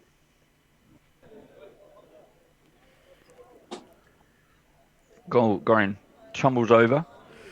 He's got to make a... I surreptitiously wheedle my way over and wave the crystal rose in his general direction.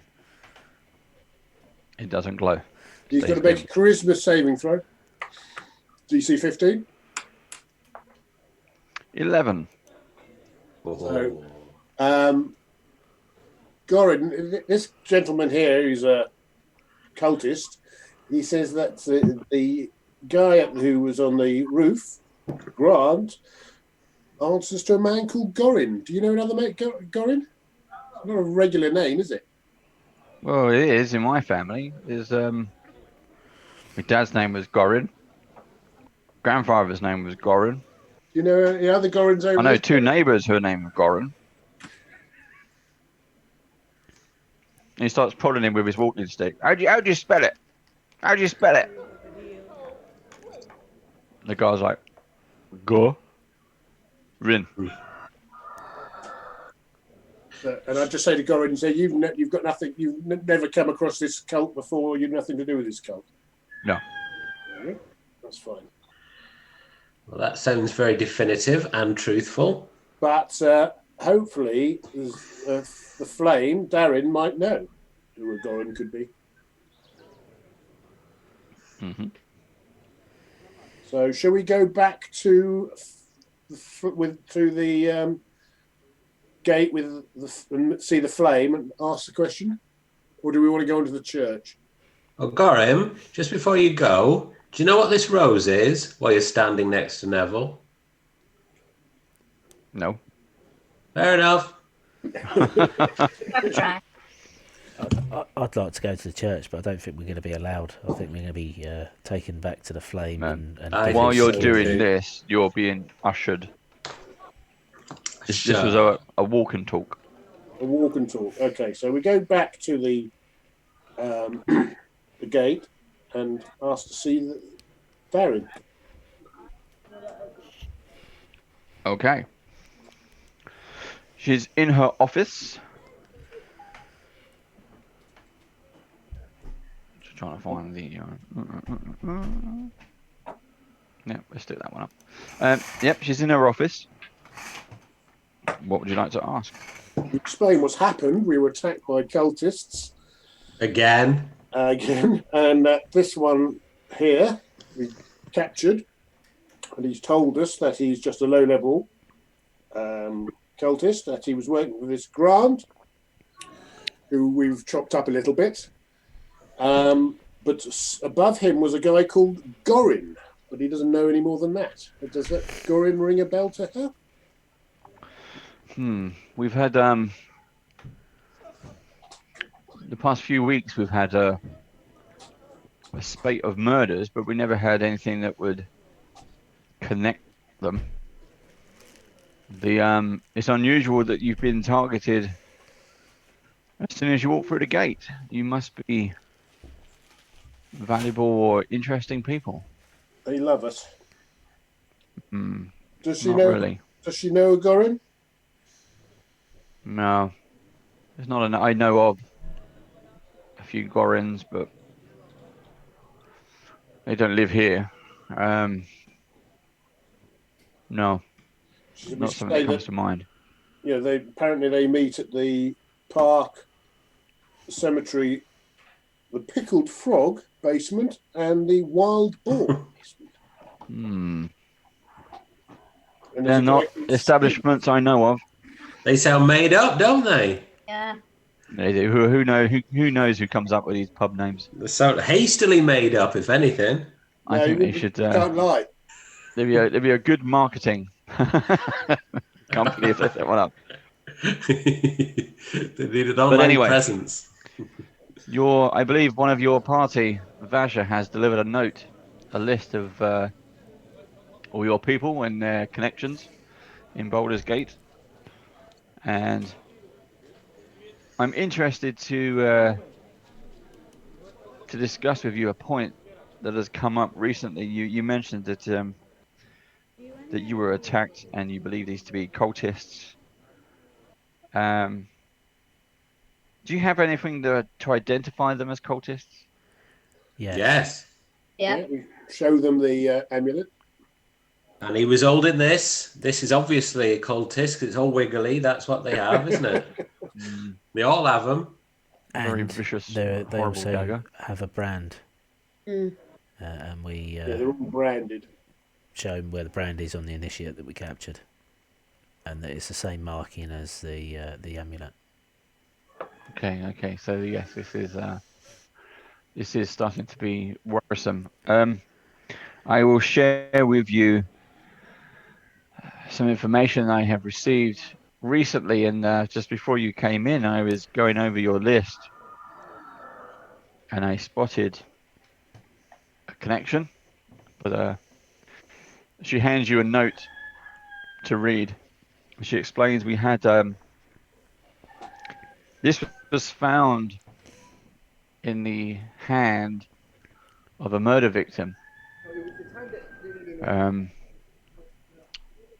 We're not sure why, but apparently there's some writing and a strange marking was put into the cobblestones around the victim's body. And anyway, they had this note on them. I'll show you the note.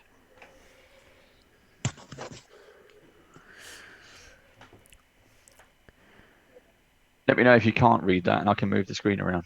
No, I can read it. Do you want me to read it out loud? If you want to, yeah. Segwin. I'm assuming the audience can see it as well. It's on the screen. You can read it.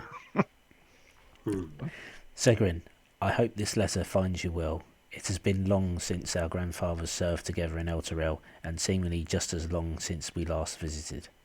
I know you may find it cowardly that I would contact you after my father's decision to abandon Elturel and even our name, but he has been gone some 24 years now, and I feel that return home is inevitable. I write to you to inquire about grandfather's old farm. Does it yet remain untended and in the family? Is there an opportunity for us to return and raise sheep there? Truth is that we no longer feel safe here. Baldur's Gate is a great city, and we always knew it was a violent one. Yet lately, tragedy is struck twice close to home, and I feel at times scared to even walk home from the workshop. I know that you owe us no kindness, but still, take pity on your old kin and write back whether a return home would be possible. And it's signed off Marcus Hallgate. Which one was Segwin? Was he the pub owner?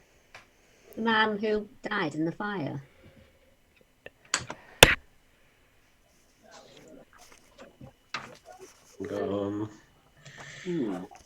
He died in the barn, I think, wasn't he? Yes, he did. He was the man from the barn. He's going to keep popping up to torture me. He was the electrocuted man. Yes, he's going to haunt me forevermore. So that's Vasha's husband. Yeah, Vasha's husband. Which is quite correct, because the list that Vasha provided me with all your party members in your caravan, she lists Segrin as her spouse. Oh. So where is Segrin? You mentioned you killed him. No. He died in a fire. demons were attacking the fabled Fawn Inn, which Segrin owned. With Vasha. With Vasha, and Segrin was the barn was on fire. Segrin was inside. Myself and Calamity entered and tried to save him, but before we could pull him from the barn, he was struck by one of the falling roof beams and killed. In a fit of frustration, I dragged his dead body out using weather magic that allows me to lasso and pull things toward me through the use of electricity. He was already dead by that point, though. I don't think you had to tell him that end bit. No. I would have just kept that to yourself. So if he wasn't dead, you probably finished him off. He was dead. He was definitely dead. He'd been crushed by a large roof beam. It was. His head was mostly in his chest, and he was on fire. Yeah. So, what do you think the connection is between Segrin and Marcus Hallgate? Because Marcus Hallgate is the victim. Do you know where Marcus Hallgate lived? Yes, we can get his address. That's fine. Maybe we should go there and see if we can find out this connection. Well, I would say they're cousins from the wording of the letter. They've got grandfather in common, and it looks like... Well, it says our grandfathers. It doesn't say grandfather. Our grandfathers served together. So their grandfathers were friends or served in some kind of... How was he killed? Oh, well, they're Hell Riders, maybe. His body had several small stab wounds, we believe. But I know you're seeking entrance into Baldur's Gate, so how about a deal? You investigate the murder, I'll let you all in. So this, have we got the piece of paper with the mark on it? You know that was carved into Willem's chest. Yep, we have. I have that. Is it similar to the markings that we can see around here?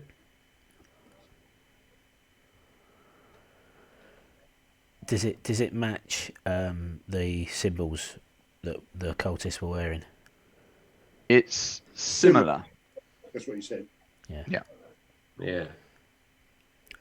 But it might be harder to carve that into a chest, mightn't it, really? But if Darren can give us the address of where Marcus lived, we will go and investigate. How long ago was he murdered? He was found this morning. However, this letter predates today by several weeks.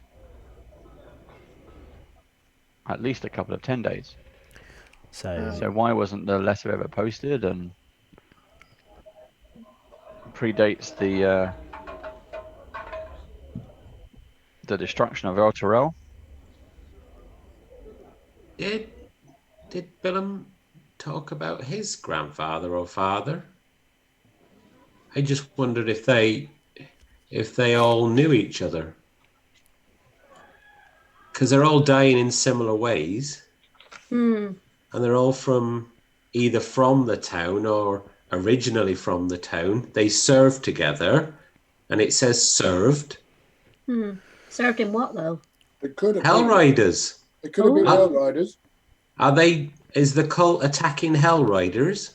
Or the grandchildren of Hell Riders or something? Or Revenge, do you think? I'm a Hell Rider. And mind your back. Necessarily targeting me specifically.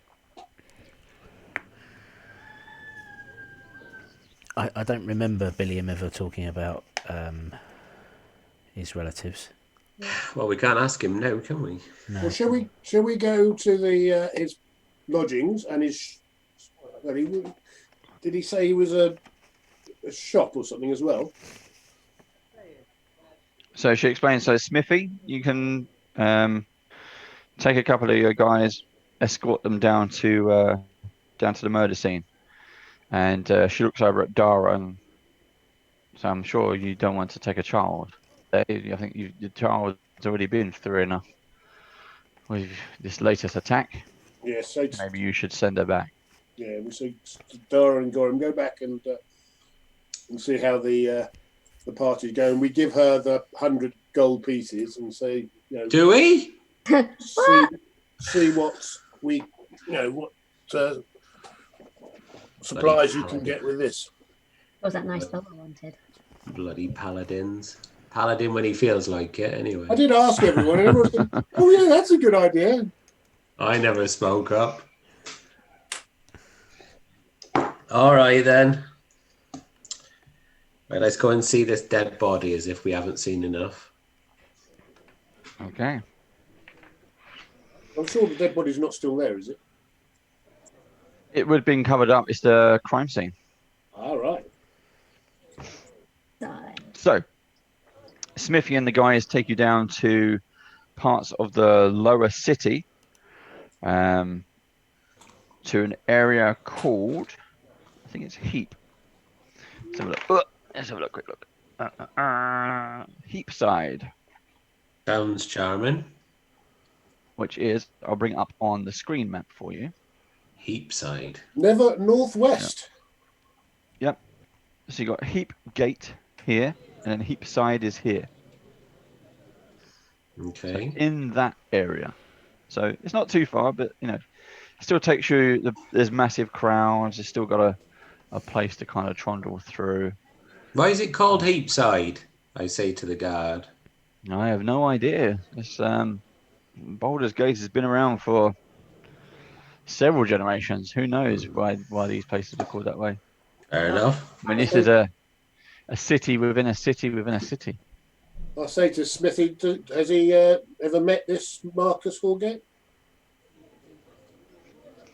No, I don't believe so. Do you know what he does? What his trade is? No. Decomposes. No. But let's try and find out. Do we know what his address is, where he lives?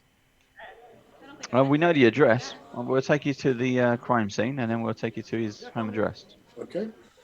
His wife has already been informed. So she's going to be a relative of Vasha, as such. So that's a good one. Yeah. Okay. The streets down here are a little bit foggy, a little bit damp, and slick streets of cobblestones and bits and pieces as part of the lower city. And eventually you find the crime. They take you to the crime scene, and they kind of make a space for you to have a good look around. The body is still there. There's still.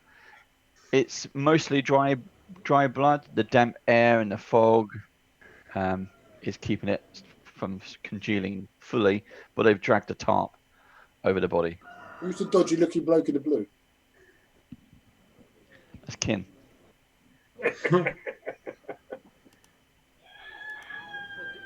Calamity suddenly got a tan. I'm holding the baby. So, it's a bomb. What would you like to do? Inspect the body. Okay, it's covered by a tarp. We lift the tarp up, see if there's any markings. Yep. So you find the body. He's been dead for quite a while. Rigor mortis has started to settle in. And you see it by his chest or by his clothing. He's got lots of small stab wounds. Mm-hmm. Does it look like it's in a pattern that we might recognise by any chance? Not a pattern. However, there is a symbol and words around his body.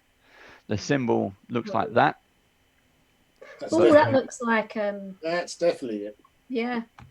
But it's been smudged by the tarp. But that matches the brand and the amulet. Mm. And the words around the body, which is written, all appears to be written in blood into the cobblestones. Around his body is that.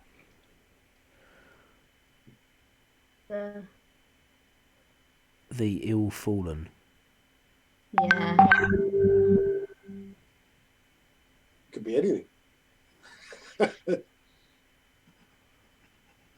Wonder what the ill fallen is. If you can read Infernal, I you can. can probably I understand can. what it says. Almost all of us can, We can all read coincidentally. Strangely enough. Yeah. If we were going to go fight giants, we'd all speak giant. Well, two of you, right back at the start from session 0, two of you could read Infernal. Yep. Yeah, And we I can all sent read. you the ciphers. You did, which is what I'm getting up on my phone now. Oh, God. That was a long time ago. Well, whilst you're doing that, I'll investigate the body, search it, see if there's any tattoos or anything on it, on his arms, on his body. No, he has no branding, cultist Tattoos, branding though, or so otherwise. It was Or- like an army tattoo or... Nope. He has nothing like that. So he's neither a cultist nor a hell rider as such. He's Nothing a on him? medium-sized build. You find out from the guards that he owned a leather shop, a leather working shop. Not particularly wealthy. Liked as a local resident. Ken, have and you shop found owner. it? Not yet. I found it, but if I work on the first word, you do the second one, and then we'll race to the third. Yep. So he's got nothing on him, possession-wise? No. The only thing they found in his hand, in his possession, was the that letter, that note. The letter in his hand.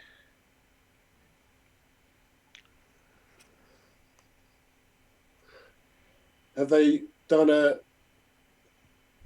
troll of all the locals, asked them if they've seen anything?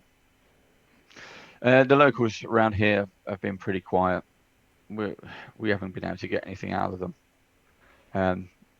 The guards have been here all day collecting statements and what have you seen? No one saw nothing, no one heard nothing. No. His wife, Bolnata, has been informed. She's in a bit of a state at home. We can take you there after here if you need to talk to her. Yeah, I think we will. Would you like to go there? Is it down? This one's down as well. Let's start up again. But it's strange. I haven't seen. This is Smithy talking as well. It's strange. I haven't seen. What kind of weapon would have done that? A curved dagger. Cal, you're good at that kind of thing, aren't you? Yeah. I'll have a Actually, look. Carnelian will show you because he's got one on his possession. I'll have a look. Do a, Can I see that dagger? I believe it says for the fallen. For the fallen, aye. look at that, both at the same time.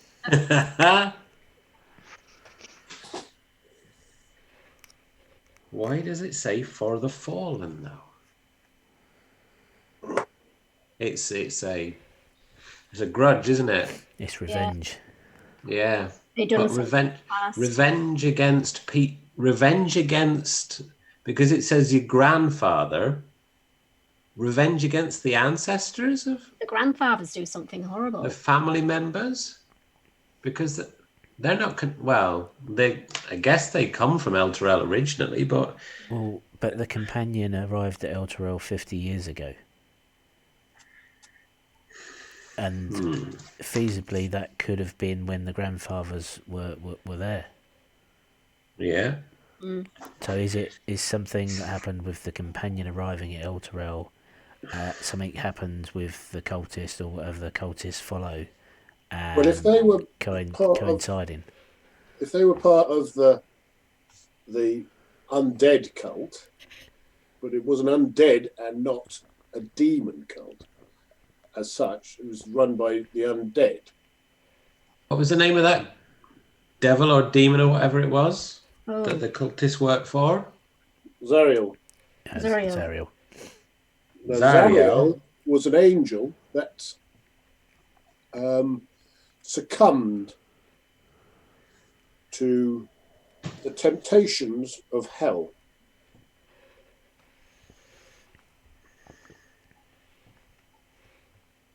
And so the cult of Zariel are targeting these people who have a connection to Elturel. Zariel sent the Hell Riders into Avernus to fight the demons. Ah. They were all, or most of them, were killed. And not many made it back. So maybe the ones that made it back are the targets. Could have been the grandparents that made it back. Grandfathers. So does that, but then 50 years ago. No, that was a lot longer than that. I just wondered if the companion fading or vanishing was in coincide with Zariel falling. No, Zariel had fallen a lot longer before that, as far as I know. So she sent the Hell Riders in when she was good. When she was good. Yeah. And now she's bad. And the cultists, the Hell Riders used to work for her, and now the cultists work for her. Well, maybe they don't work for her. Maybe they just worship her. Hmm. She's playing both sides of this, isn't she? Somehow.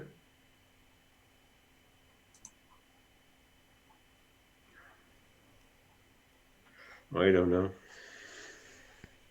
It's something like that, isn't it, though? Mm.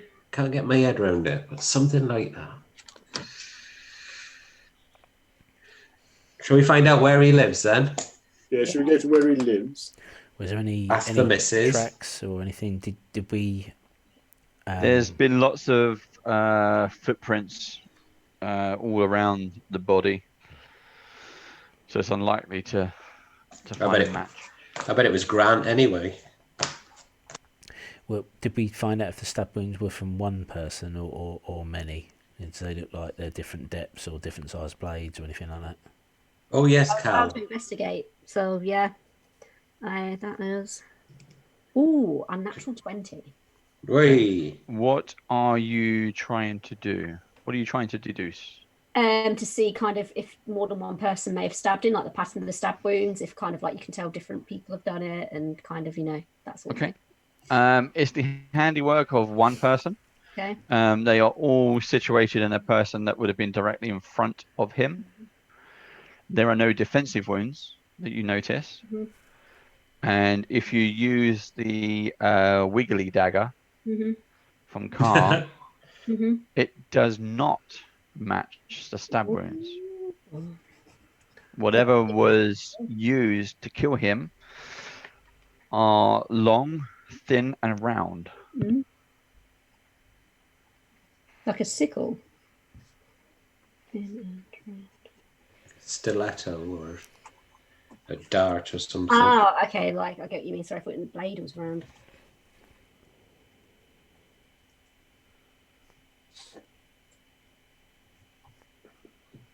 Maybe it could be like a staff.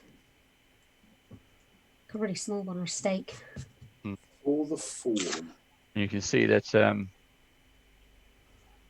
there's a number of footprints around. Some of it has dried blood. So whoever did this, they were not in a hurry when they were writing this down. Is there like they weren't worried about being spotted? As the weapon nearby, like anything, or have they taken the weapon with them? Can we see? Sorry, say that again. Is there? Have they left the weapon behind at all? Is there anything that looks like that made the wounds on him, like it's laying nearby, perhaps? There's nothing by the body. The body has already been looked over. But if you want to investigate the local area, surrounding area. Ooh, 20. So I rolled a 20 and plus 4, so that's 24. No, you find bits and pieces of rubbish in the local in the area. The body has been put into like an alleyway, but no, you don't spot anything. I wonder if this was the handiwork of Grant.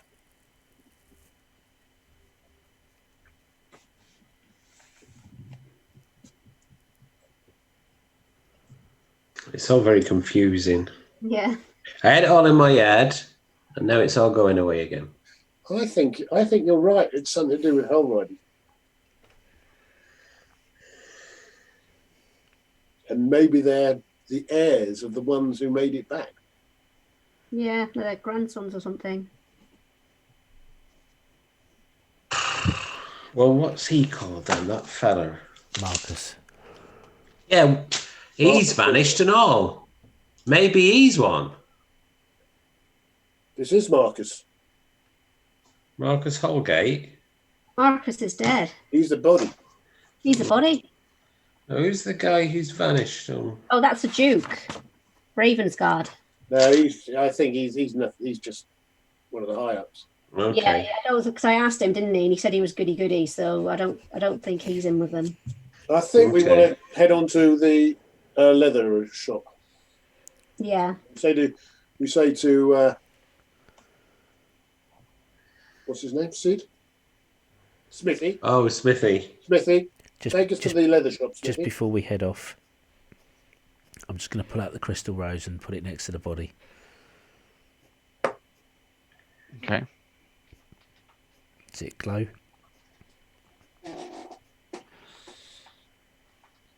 It does not. It stays dim. Okay. Does it glow in front of Smithy or anyone else out of interest? Whilst we get it out? If you're purposely, it depends on how you are. If you're purposely going up to individuals, like kin is taking them, then no. Oh. However, when it gets close to Car and Cow, it seems to glow. It's a bastard. This is. I hate that. No. I think instead of going to his shop, we should go to his home first and maybe talk to his wife and see if we can get some more information about the grandfather, because he talks in his letter about giving up his name. If we can find out the family name, because it may not be the real name, yeah, then that may find us a link to somebody else in the caravan, possibly. Well, his wife might know a bit more of the history. Yeah, so I think we should go to his home, not the shop. Can I just... Does he live at the shop? I suppose he doesn't, does it? Can I just... Because I'm a ranger, can I just have a quick look at the footprints and see if I can determine if any of them are to do with the blood is fresher, so therefore the blood is dried longer on the footprint, therefore it was fresher when it was stood in him? Yes, correct. So... whoever wrote this, is probably the killer. But they weren't worried about covering up their tracks. Okay. As such, but the bloody footprints, go kind of all around him in all circles and things. Okay. But other people have stopped to have a look, and when they found the body, rubbernecking. Anything about them? Are they massive or tiny or? All different sizes at this point, but normal humanoid shoes. Humanoid. Well, at least I've got a race out of it. Not cleft feet. Yeah, they're not. They're not hooves or claws, or they're shoes. Okay, clown shoes. Yeah. Just to clarify, does he live at the shop, or do they live separately from the shop? Well, Smithy answers, and he says no. He's got a home and a shop. So yeah, let's go to the home first and interview the widow. Mm-hmm. Widow Hallgate. Okay, so the guards follow the details on the address that they've got, and it's from the outside, it's a comfortable-looking single-story house. So his shop obviously did well enough. There are windows and curtains, but the curtains have been drawn. That's it. You want to go and what do you want to do? Knock on the door? Nope, no. Okay. The curtain next to the door kind of opens up, and then the door opens, and inside is someone who's obviously been crying. She's a half elf.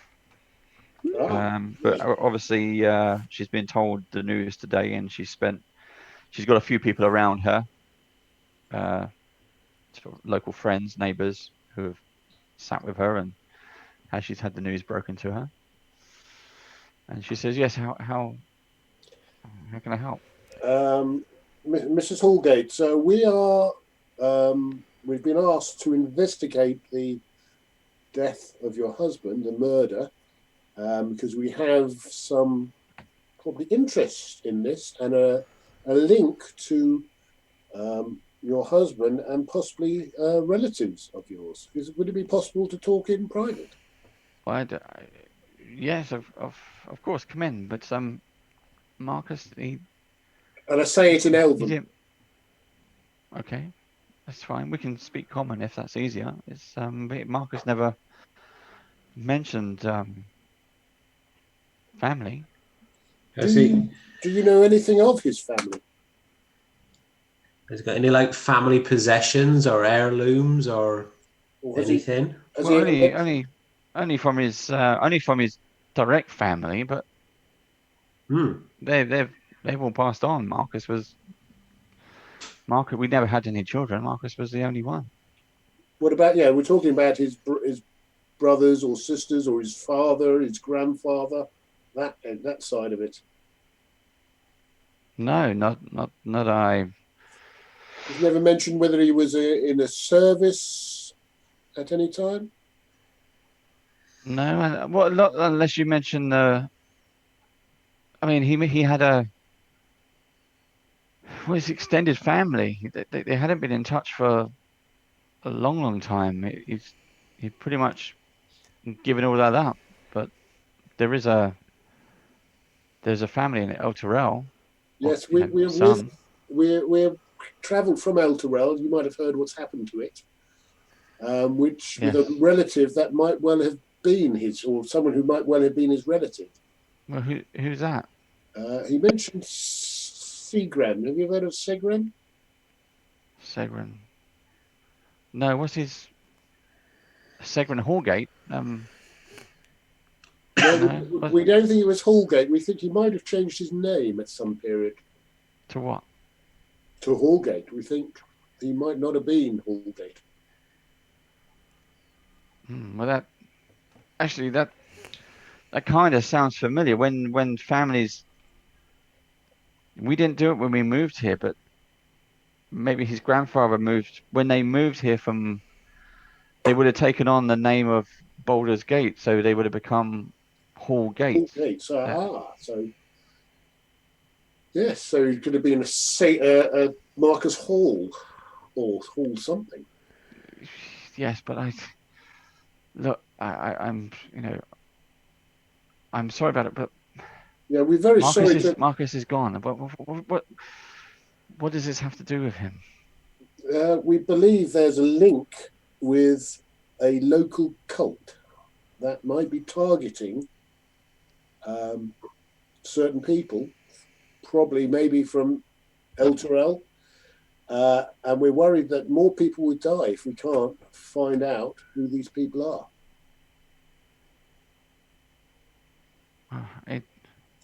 I don't understand what that has to do with. Has he got any enemies? Has anyone threatened him? Has he? No, he was a little bit preoccupied. There'd been some. There'd been some recent murders that have been getting kind of close to home, but there's always murders in Baldur's Gate. But he seemed to be getting worried that they were getting closer to the shop, maybe, and I don't want to worry. He mentioned about moving, but. Did he know any of the people who were murdered? Did anyone friends close to him before? Obviously. No, I don't think so. He never mentioned it. If he did. Did he keep anything with historical reference to his family? Has he got a box maybe somewhere with some? Well, yes. old actually, you paperwork? yes, he does. He has Now you mention it, he actually does have a box. Would you mind if we looked at it? Yes, certainly. I'll go fetch it. And she walks off. She goes up the stairs to her bedroom. And while she's away, is there anything you want to do? I'm going to look around the house. Yeah, look around the house, but Quickly. Okay. So Quickly. you've got a few kind of. There's two or in, and I say, don't nick anything. there's two or three Don't need anything. neighbors, friends and neighbors who are kind of watching you. Two of the guards are outside. Smith is in there with you, kind of watching you, seeing where all this is going. Not going to like rummage through the drawers or anything. Just casually look around. No, everything. The chocolate biscuits. Yeah, everything looks pretty normal. Everything is tidy and well kept and well to do. They've been fairly successful in terms of Marcus's business and the shop, and she's very well spoken and very well to do. It's a bit of a shame they don't live in. They're kind of very well to do that they should be living in the upper city, but they're not. Are there pictures on the walls or anything like that which maybe have a reference that we could say? You know, nothing with like pictures of El Terrell or.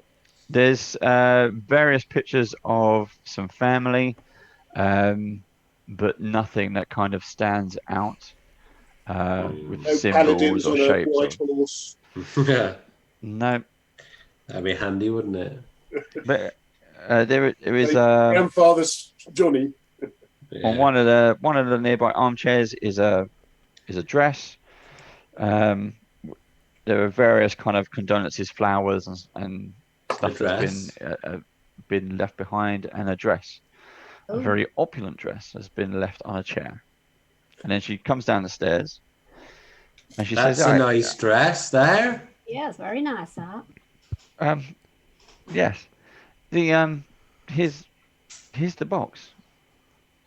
And the box it's an old wooden box, and it's inlaid with silver runes. And she hands you the box. Who would like to take the box? I'll take the box. I think I should take the box. Oh, look. Bollocks. There's the box. So I'll look through the box whilst you decipher. Okay, so you open the chest. Yep. Okay. I've got rid of that again now. That's all right. You've got it, have you? Inside, you find. This says hell, doesn't it? That first one. Those two tend to L's. Inside. Oh, it's gone again. Yep. So in nicely presented is the eyes of the eagle guard as you open up the box. Well, we'll say, do you mind if we keep hold of this for a while? It's perfectly fine. You will make sure it gets returned. I mean, yes, we will. It might obviously have some relevance. So, but if you know, we will. Is there any paperwork in the box? No, not that I know of. Can I inspect the dress a little bit further? Just admire it and just ask a question. So, oh, that's a pretty dress. Who got you it? Is it for the funeral or? No, it was a friend of ours made it for me. He always used to say he wanted to see me dance in it. It's one of our family friends, but this. I think it says Helen back again. Yes. Yeah. Oh. How he's doing again. He's definitely a link with the Hell Riders. So did you used to dance a lot then? No, not really. I mean, it's just it's Harwin. He's a friend of the family, and he has a shop near Marcus. He does a lot of needlewear and bits and pieces, dresses and drapes and things. And strange, we haven't heard from him, but he must be out of town on business. Harwin. Harwin. It's Harwin Lamlin. It's just a he's a couple of blocks down. Harwin's Garments and Knits. He's near Marcus's shop. Well, we'll pop in and see him as well. Do you know if Marcus, he doesn't have any relatives still alive, as far as you know? Marcus, no. You said he talked about moving when these murders started. He mentioned it. I mean, one evening over dinner, he was worried, and he wanted to. He mentioned, how would we feel about moving to the countryside and a farm or something, perhaps. But there was. I was born here, so I wanted to stay. His grandfather having a farm at all? Not that I know. When I met Marcus here. He's never really mentioned it, but Marcus was a Hallgate. That was his name. If his grandfather or great grandfather had moved here and changed their name from Hall to Hallgate, it's certainly something he isn't. We believe not that I recall. Might have had a brother or a cousin who lived in Eldrick, and unfortunately he's died, but his wife is with us at the moment. Maybe we could introduce you to her. Yes, well, if there's a possibility of family, then certainly. Right, we will do what we can. Can we have the keys to his leather shop? Maybe we can just inspect that first. Certainly, yes, here's the spare keys. You can have a look. So we say thank you very much. We will return to you as soon as we can, and obviously we will let you know any information we find about this. Mm-hmm. I just have one last question. How long ago were you having a conversation about moving? Oh, this was 2, maybe 3 weeks. We only mentioned it once. I don't think he was serious. I mean, I'm the one who wanted to stay. Okay, thank you. Maybe I should have listened to him. Thank you, and we're sorry for your loss. Thank you. I'll see you to the door. So we get Smithy to take us off down to the leather shop. Mm-hmm. So we have the box. We got the box with the eyes of the eagle. With the eyes of the eagle, whatever the hell they are. Yeah. But I thought we'd better keep hold of those because it might be important. Was the outside of the box the silver symbology and everything? That was just the lettering that said "Helen back again." Correct. Yeah. Are we also going to the knitting shop as well? That was a friend. Yeah, let's do the leather work first, and we'll go to Harwin's and see. They sound really close to one another, pretty much stone's throw. So I think we should investigate and search the shop. Okay, so which shop are you going to first? Go to the leather shop first. Okay, you've got the keys. Got the keys. And you go in. It's a leather working shop. He made various aprons and tanning and did some saddles, small jewelry pieces. And once again, is there anything that would pictures on the wall that would relate to a history? And then, we'll search the place. No, there's nothing on the walls like artwork or anything like that. It's a very small shop, but it's all business orientated. You can see the stacks of leathers and unfinished work that was on order. Is there anything tucked into the leathers? Like, is there any sort of pockets in saddles that might have things in them or anything like that? Anything hidden? No, not that you find. Anything? Is it a workstation? There's a small kind of wooden custom-made countertop. Well, we'll search everything, so we'll go through everything. Yeah. There's nothing that you find. Nothing. Okay. So, What was in that? So the box had to hell and back again. Is that the slogan of the Hell Riders, hell and back again, or is that just? No, it's not. But I assume that's. I mean, it's a saying in the Hell Riders that Okay. Those who went to hell and came back again. And what? Obviously. And so they've got these goggles, which are probably magic because they look magic. And what else is in there? That's it. Just the goggles. Just the goggles. Does the rose do anything next to this box at all, or does it just only react to people? Let's see. Well, I'll pull it out and put it next to the box. Can we search the box and see if there's anything like a false bottom to it or something? So you wave the crystal rose over the box. Who's standing nearby? Not Calamity or Carnelian. Yeah, we'll move back if he's going to do an experiment. Yeah. So we'll put the box down on the counter, and I'll be there with Nev. Are we far enough away? It's dim when you wave it. Okay. I'll move it around behind the counter, and towards the rear of the shop, and pass it over the pile of levers and stuff like that. See if it picks up anything, but making sure that I stay my sort of distance away from Carr that we've tested, so I'm not picking up on him. We can wait outside if easier. We can stand outside the shop. Mm-hmm. So the crystal rose does not react to anything in the shop. Out of interest, does it work through a wall? So if we know they're standing on stand on the back of that wall. Right, I'm outside. We're outside now. Shut the door. Does it pick them up through the wall? As you go closer to the wall, yes, it does. Oh. Is it glowing?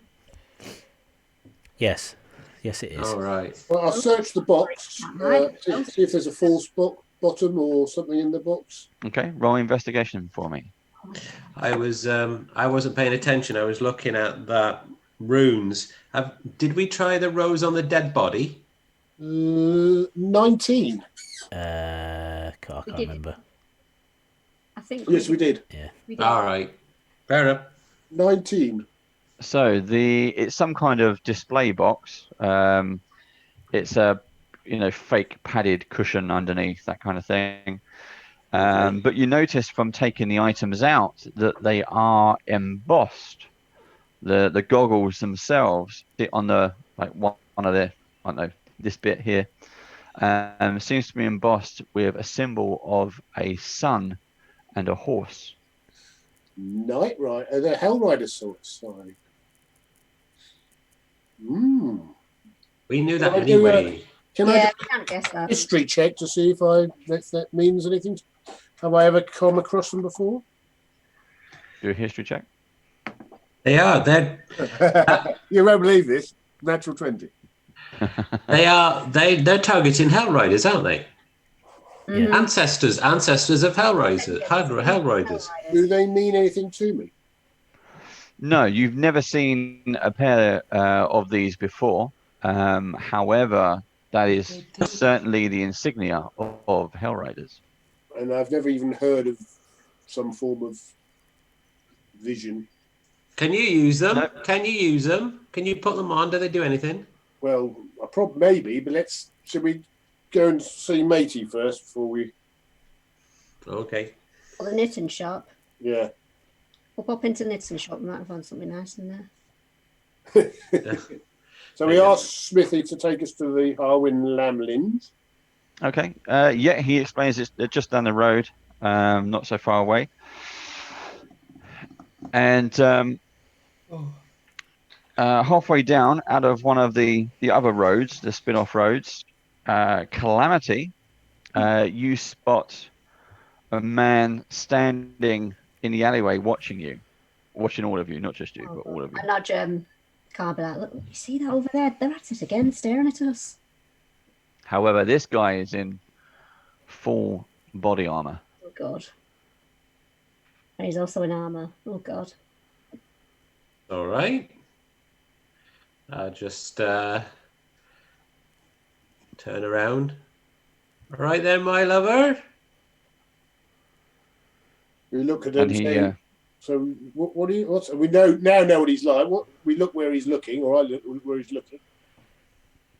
you see a man, quite a tallish man, standing there in what appears to be full plate mail. Slightly different to what the Iron Fist, the Flaming Fist, are wearing. And then he raises his hand and then starts walking towards you all. So I say to Smithy, "Do you know who this is?"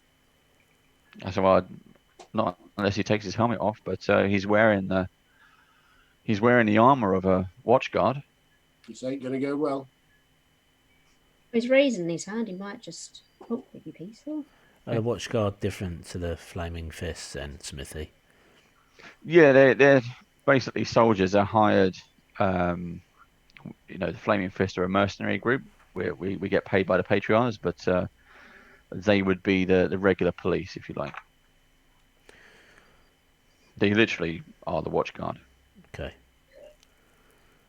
Hopefully he's not going to attack us then. Well, we will outnumber him. I shout, "What do you want?" 7 of us if he starts any trouble. And that makes everyone go wary. Suddenly the other Smithy's 2 guys suddenly sort of stop and pay attention, and everyone's like, whoop, hands on swords, watching what's going on. And the gentleman comes within sort of 15 foot of you guys, and he's like, hands up, slowly takes his helmet off and holds it under his arm. It's a gentleman in his 50s. And he says, "Greetings. I didn't mean to startle you. My name is Dovis. I was a friend of Marcus." Dovis, is it? Dovis, yes. Do you have a surname, Dovis? I'm working on one, yes. Good. Dovis Tobergate. Made up name? Dovis? No, I had to find it. No, Tovergate. Tobergate. Well, he's do you a mind gated one, isn't he? asking, who are you? What do you do? I'm a part of the watch guard. I'm a soldier, but Now, Dovis. I've been friends with Marcus for quite a while. By any chance, did your fathers or grandfathers know each other? No, I don't believe so. Right, sorry, it was just very similar names you had. So the Gates, yes, possibly from a few generations back. I believe the Tobers would have come here and adopted the name Gate in honor of Baldur's Gate. It was obviously a different city back then. Yeah, we've been asked to investigate his death, and it's definitely cult related. Have you come across any of this cult at the moment? No, I've not heard of any cult, but we know of us in the Watch Guard. There's been a number of murders, or 2 in the local area, and Marcus came to me to ask us to look into it, and I guess I wish I had. Who were the other 2 victims? The other 2 victims were it was a while ago. I mean, the first man, his name was Nugget. He was killed about 6 months ago. He was attacked by some sort of large animal at night. Very bloody, but not particularly suspicious in any way. The animal was never found, and then the second victim, it was an old woman named Myrna. She was probably killed about a month ago now, but she'd been cut up pretty bad, and the blood had been smeared up on a wall. Someone must have truly hated her.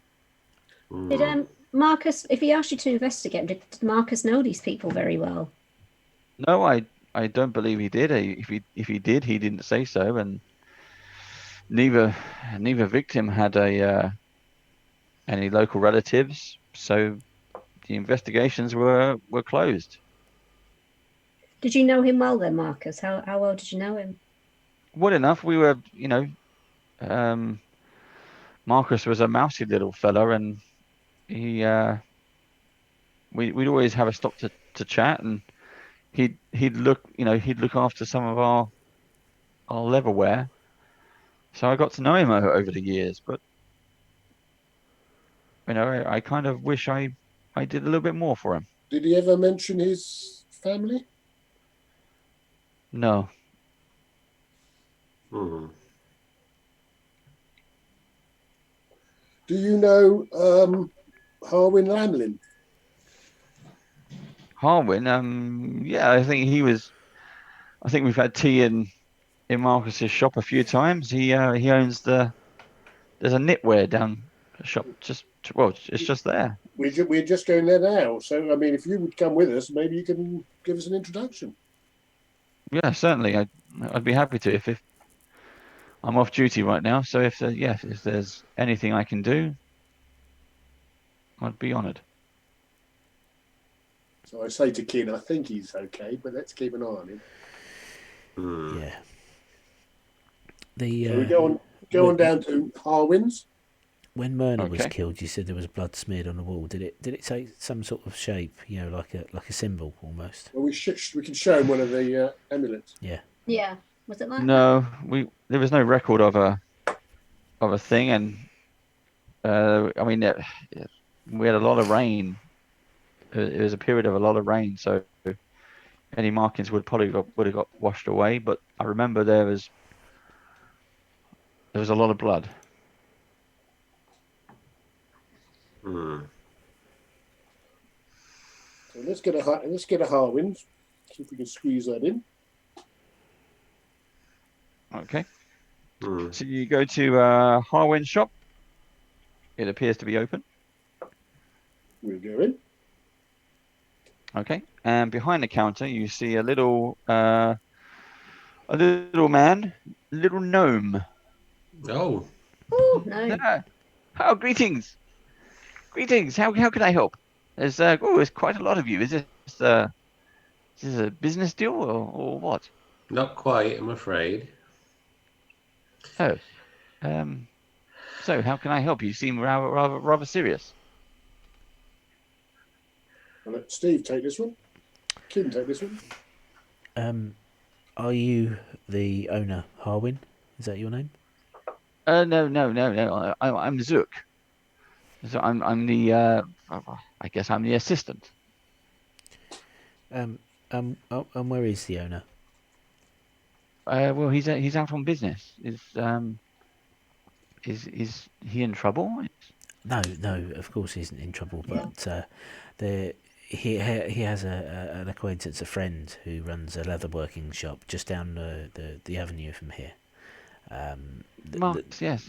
Yes. I heard the news. It's a terrible thing. Terrible. Well, we've just spoken with Marcus's widow, and we understand that Harwin is a close family friend. She showed us a lovely dress that had been gifted by Harwin, and she mentioned that he hadn't been seen for a few days, and we were worried. We wanted to speak with him.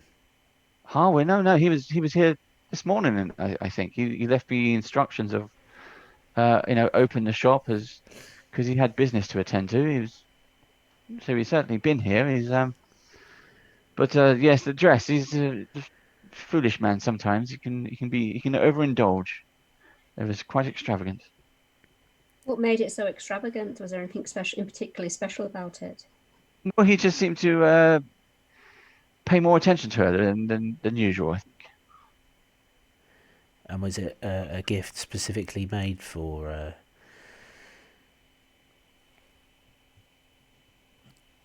Mrs. Hall?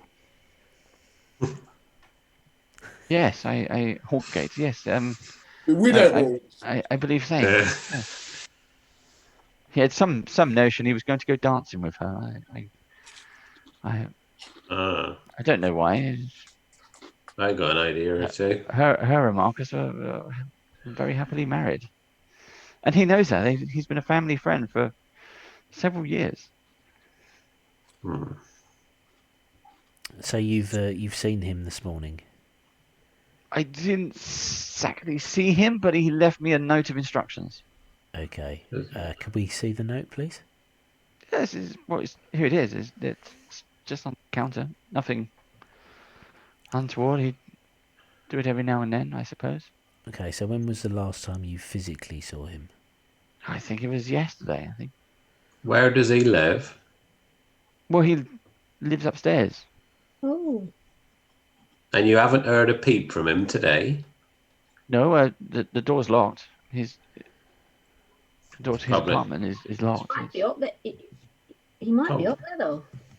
Well, I've got the spare key right here. If you you and the officers need to go probably very wise idea. Yeah, I think we need to see upstairs. I'll just ask you one question. Has you ever heard of the name Gorin? No, don't think so.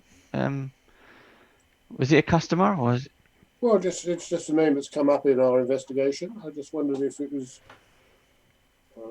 if it rung a bell. No, I don't think so.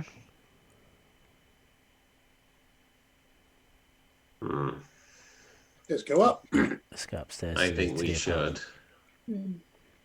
I think we should. Okay. It's above the shop, and you use the key, and you walk up the flight of stairs, which is directly behind the door. The apartment is very neat and humble. The bedroom is sparsely decorated, several tasteful drawings and trinkets. A small desk contains designs for a number of garments, kitchen, washroom, and stuff. So a very small one-bed apartment. Is the design for that really elaborate dress on there? They are, yes. Does it say kind of what it's made out of or what's so special about it, or is it just really super intricate? You can do an investigation if you know anything about sewing, dressmaking. 12. No. From It's looking a at the dress. plans, you go, wow, you could never make anything like that. Yes, there's loads of different materials interlaced, interwoven to catch the light, and pelts and all kinds of things. I don't know, dressmaking stuff. So yeah. Well, Dressmaking. you didn't give that a impression, David. Nice silk, bit of felt. There you go. Some sequins, Just like the clothes bit show. of lace down the leg. Lovely. Lovely. Painting pictures with words. Right. And no dead owner. More No. importantly. Oh, here you go. So it even uses Theskian silk. Oh, Intertwined. So yeah, very extravagant. special lady, eh? Yeah. Theskian silk, eh? I think we'll have a route round the desk and try and find if there's a diary or a journal or something that he might keep his appointments in, so we can try and figure out where he might have gone on business. Okay. So is everyone investigating? Yeah, just look for a room. Maybe Everyone split up, take a room. Split up. Go on then. Everyone roll investigation checks. Oh, natural. No, I didn't. That looks like a natural 20, but it's not. It's a 2. It's a 6. That is Natural 6. natural 6. That was very strange. The dice showed the 20 sign, but yeah, it wasn't that. I can't find my investigate. Hang on. 12. 16 for me. What room are you taking? I'll do the desk. Okay. The desk is actually the dining table, or the makeshift dining table. Yep. 12 for me. Which room? I'm going to inspect the water closet and the bathroom area and that kind of thing. Okay. Neville, Cal? I rolled a 6, so I'm not sure what I'm investigating. 14. Okay, pick a room. Well, I want to check I'll check the walls in the sitting room and see if I can see any passages. I'm going to try and envisage the shape of the building and then the shape of the room we're in. Okay, nice idea. Cal? I might just check like under the bed or something, see if anything's hidden. Okay. That was the extent of your 6. Yeah, pretty much. I looked. Nothing under there. And the slippers. Okay, so you rummage around. You find some more bits and pieces of papers, receipts. Some of it is a bit old. Some demands for late payments and bits and pieces like that. Neville, going around the walls, you don't find anything at all. There's no secret passages or anything. Everything seems to be pretty much. It is a sparse 1-bed apartment. However, Carl. Yes. As soon as you walk into the bathroom, you notice there is some bloodied towels, or a bloodied towel draped over the floor, and in the sink is what appear to be a couple of handkerchiefs and some very bloody looking knitting needles. Long, thin thingies. Long, thin, and round. Yeah. So he killed Marcus because he wants the wife. Yeah. It's a crime of passion, perhaps. Maybe. Maybe it's a red herring. Maybe this one is the odd one out.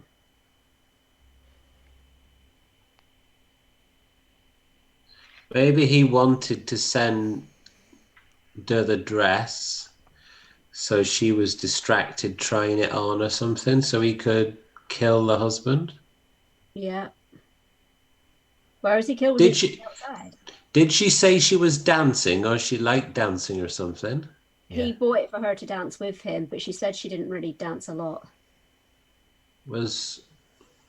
Did they go dancing together? Did he say? Yeah. It was for later. Oh. What was she doing when he died? Didn't ask. We didn't ask that question.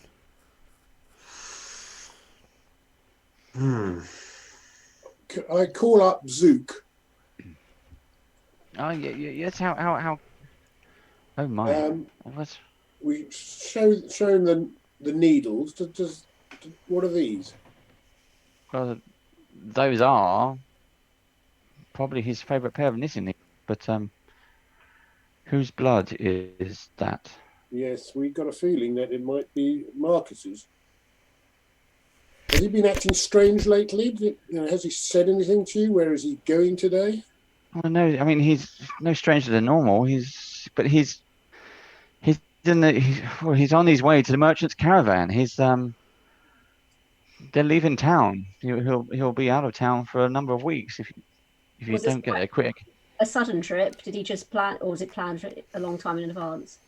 Well, I don't know. Let's check his calendar. He rumbles over to the table and he sees a calendar and he says, "Well, no, he hasn't marked it on for his today. But they could leave any minute." So I turn to Tovis and Smithy and I say, "Can you get to the caravan to stop him? How quickly can we get to this caravan?" They look at they both kind of look at Zook and say, "Well, where is he? Which gate is they leaving from?" And Zook is saying, "Well, if you're quick, they're leaving from Blackgate. If you're able to catch them, they're probably just heading out." What does he look like? Tell me what he looks like. Well, he's just Proper description. Hair, eyes, what?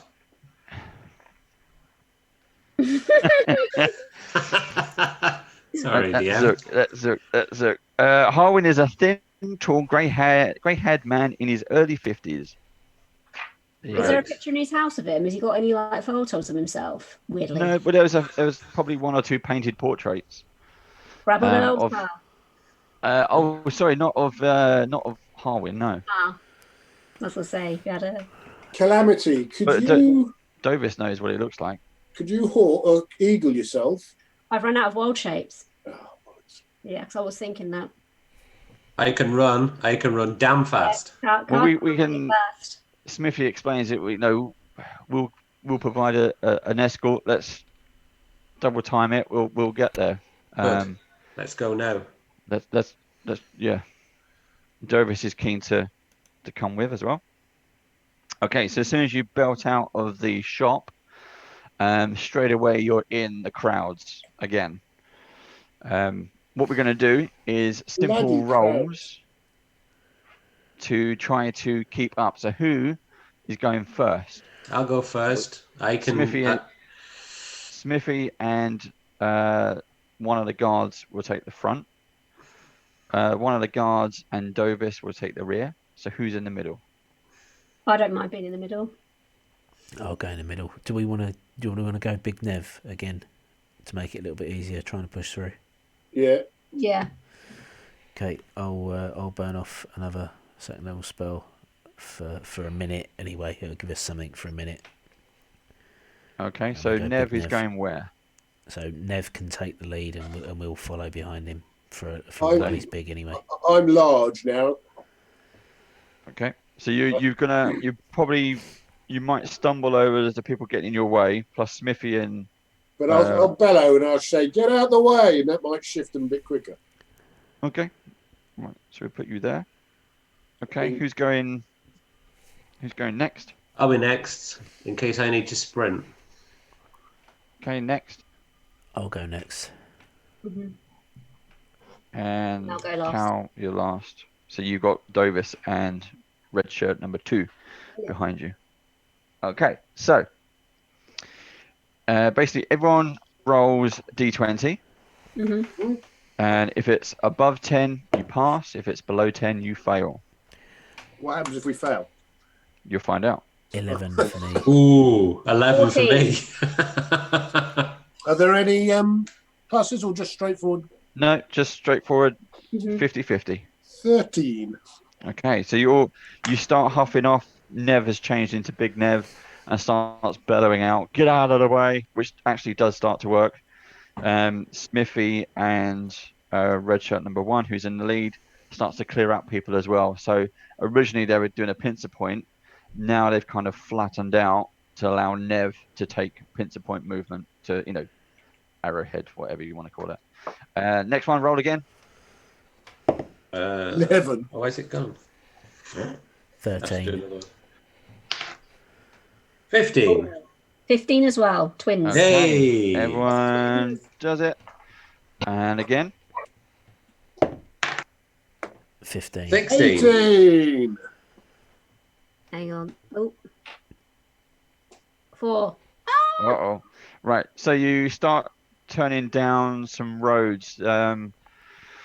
Smithy knows a good way to trying to take the shortcuts to get to Blackgate as quick as they can. And sadly, Cal, you're at the back of this. You got Dovis and the red shirt number 2 with you, but slowly you start to lose sight of Kin, who was in front of you, and then Carl was in front of him. So you're starting to kind of fall back. Mm-hmm. We've got another round. All right. Everyone roll again. There we go. 15. 15. Good run. 20. Well done. 19. Hopefully I've Okay. made up for my previous one. So you kind of bolster Cal. You kind of give it a double effort, and you kind of start to see Kin's head bobble up and down in front of you so much. As you turn the next corner, you start to see Big Nev as they go down quite a long road. Last roll. Come on. 3. Oh, 13. 14. Okay. Oh, I got 6. Okay. Oh, bottoms. So Cal, they disappear down a corner, probably because Kin, did you mention that the enlarged spell, Big Nev spell, lasts for about a minute? Yeah, that's correct, yeah. Okay. So you've been traveling for longer than a minute at this point. So as Cal turns a corner into a very busy street, at that point, just before that, Neville reduces back down to normal size. And Cal gets cut off from the group. However, you've made it all the way. So you notice Nev, Car, Kin, Smithy, red shirt 1, you come out into not exactly a marketplace, but an area where someone's obviously loading up a caravan, getting ready. And Do I see the person that I know that was Nope. described to us? You see various people getting on and organising chests and loading up caravans and wagons and things. There are various people. What do you want to do? But you don't see anyone of that particular description. I'll first shout out to see if a car can hear me, because obviously I'm You're now. behind. Yeah, it's almost Okay, like you're around behind. I can still see him. I'm just a little bit further back. Yep. Okay, that's cool. I'm going to go straight over to the caravan. Yep. Just so that he's unlikely to be able to get past, or the caravan's unlikely to leave without me seeing. Okay. There's about 8 different caravans and wagons all being loaded up. So this is all. I'll go to the front front one then, isn't it? Yeah. Yeah, Yes. I'll go to the first one. Because obviously, the other people are behind me anyway. And then I'll start to search and look around from the first one and down. Mm-hmm. So while Carr starts to search around trying to find Harwin, I'll say to Smithy, could you go and get the guards at Blackgate to prevent the caravan from leaving? Don't make a fuss. We don't want to cause an alarm. But just go and advise them that the caravan mustn't leave while we locate Harwin. Sure, that's fine. It looks like the caravan master over there. Actually, we'll go straight to him. I asked Dovis to go start looking through the caravans because he'll recognise them, won't he? Dovis isn't there. He's back with Cal and red shirt number 2. Oh. So you got Smithy and red shirt number 1. Well, I'm going to risk. I'm going to make sure that I lay hands on anybody who matches the description. I'm going to go to the second caravan and shout out is Harwin here? Could I maybe cast wind bolts and none of the caravans can leave, so it blocks them in? You can next round. Cool. Ken, what would you like to do? Go to the third caravan, please, and look for a tall, thin, grey person. Okay, so each of you go into caravans 1, 2, and 3. Yeah. You surprise a mixture of different kinds of people. You got a bunch of women in number 2, all kind of giggling around, wearing fanciful dresses, all kind of shocked that someone's actually opened the door and gone, and shooed you off with feathers. Sorry, ladies.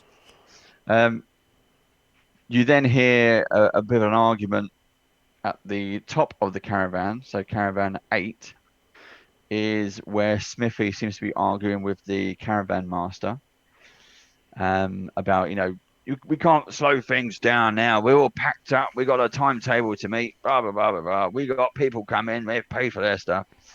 And then Carr. Yes. You notice as you're poking your head into caravan number 3, you kind of having a look, and then you kind of get down, and just as you turn in slow motion, proper movie time, you zoom. You see caravan number 4. And there is a head sticking out, watching you. That is a slight build, small. How far? Grey man. He maybe 15 foot, 20 foot away. I'll run across then. And is he like leaning out? Is it just his head? Yeah, not just his head on its own. It's not being piked. It might be in a second. He's just leaning out, and then he's got his arm as you come sort of down, and he's okay. And he certainly fits the description. Cool. Carnelian is an impulsive soul. So what Carnelian is going to do is he's going to thorn whip around this man's neck and try and drag him out of the couch window. Go for it. Oh gosh, I've closed that now. I've still got my infernal up. It's 14 plus, I think it's either 5 or 7, put it that way. 14 plus 5, yeah, so 19. It hits. It's not like it's gonna miss. Literally just drag him out the windows, so it will be basically What's the damage. It's minor 3. And it drags him so he's like 5 feet in front of me. Okay. So you literally whip it around his neck, yank him out of the side wagon window onto the floor, and then drag him towards you. That's right. He's laying prone on the floor with this thing wrapped around his neck. Cool. And I'll say to him, "What's your name?" and answer truthfully, or I'll gut you. He's looking up at you. You're standing sort of there over him, and he's got his hands around the whip. And he says, "Welcome to Baldur's Gate." His voice is even, emotionless, and somehow distant, and continues by saying, "Thank you for bringing them to me. You can have him now." And then his whole demeanor changes, and he starts screaming, "Ah, what's going on? What's this about?" The voice fits the body and the mannerisms. Possessed. Is he possessed? Possessed, aye. Possessed he is. What's your name? What's your name? Tell me your name.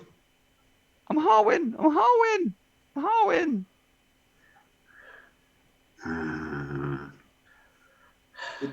Did you kill Marcus? Well, no. Well, maybe a little. Right, you're coming with us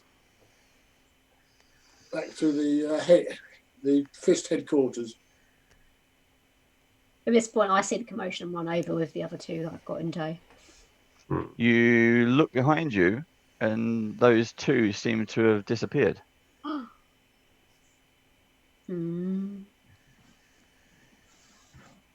I haven't cast Wind Wall, so it's not like they can actually escape. So we call over Smithy, say... So Dovis and Redshirt 2 have disappeared.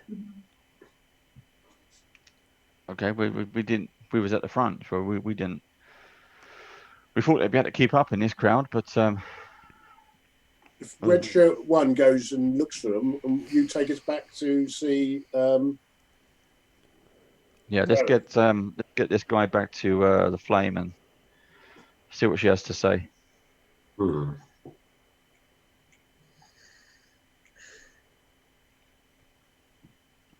Okay. So let's do that. So we head back to the Flame. Sounds lovely warming, doesn't it? Get home. Go home to the Flame. Go home to the Flame.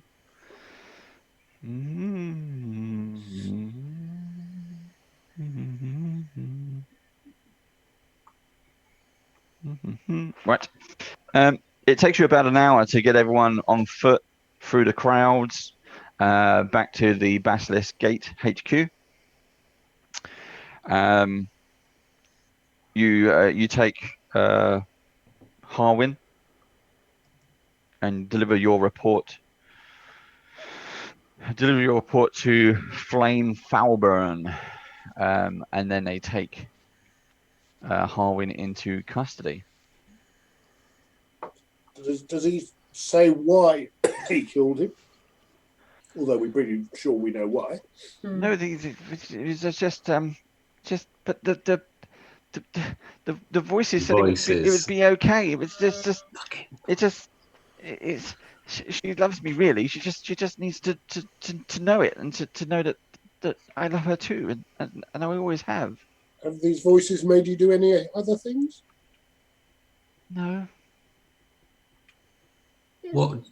What did the voice call themselves? Anything? Was it a man's voice or a lady's voice? It was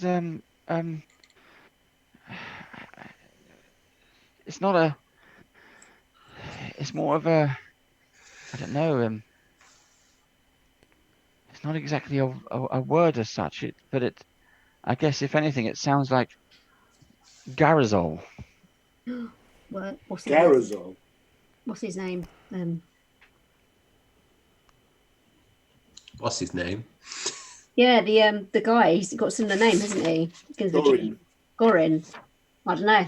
Gorin Garazol. Arizona. What? When did this voice start? Several weeks ago, I guess it was. It was just out of the blue, and first of all, it was. I ignored it. It seemed to be in like maybe I was daydreaming, and then I did. It said to do something, and I make some money. So I did, and it worked, and then it was like, well, don't pay for things, and then it worked. I got to keep the items and the silks and things like that, and then it was one thing led to another. It promised me I would have her all to myself. Where were you? We would go dancing together. Where were you when you first heard the voice? I guess I was just in my shop. What things did this voice get you to do in return for all the things you got? Nothing. It wasn't. It was just, said that who would care if I kept some money back or if I shortchanged some people, and I needed the money, but I always wanted Bonata. I always wanted her heart, and what they had, that their home, and I worked just as hard, and why can't I have those nice things? Did Marcus ever talk to you about his family? No, not really. It's just him and Bonata. They didn't have any family as far as I know.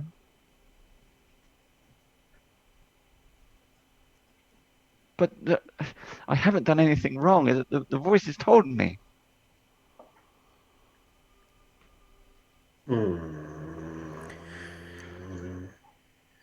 Did you do anything before the voices that may have brought them on? Do you remember anything happening just before they first started?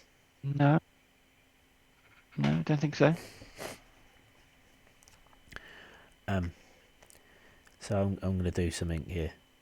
I'm going to speak directly into his head using my telepathy. And I'm going to say to him, do you know the cult of Zariel? Do you know a Goran, a Grant, or any of the initiates? No, see, I'm hearing voices in my head again, but this one's different. Maybe you should do what it says then. I don't know anyone. Test the rose on him. Oh yeah, I'll get the rose out and wave it in front of him. Shall we step outside? Shall we step further away for outside, inside? All right. And the rose dims when the other two leave the room. Okay. Did the voice tell you to kill Harwin? Or was that your own choice because you wanted Bonata for yourself? No, the voices said it would be okay, that she would be mine. So I've done nothing wrong. I did what the voices told me. Yes, of course, I completely understand. But the voice, it told you to kill Harwin. It told you it would be okay, but it told you to kill Harwin. It wasn't your choice. The voice made you do it. As you said, you did nothing wrong. Yes, exactly. Did the voice tell you to draw the symbol and write the words for the fallen? I don't know what you mean. Well, you stabbed Harwin with the needles. Yes. And then you took his blood and you drew a symbol around the body. No, I don't remember that. I remember stabbing, and then I came home to wash up.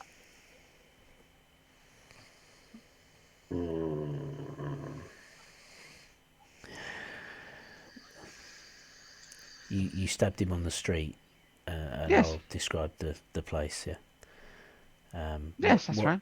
What time was this? Very jolly, isn't he? It was this morning, before store opens. We both like to open before breakfast so we can get our ship shape.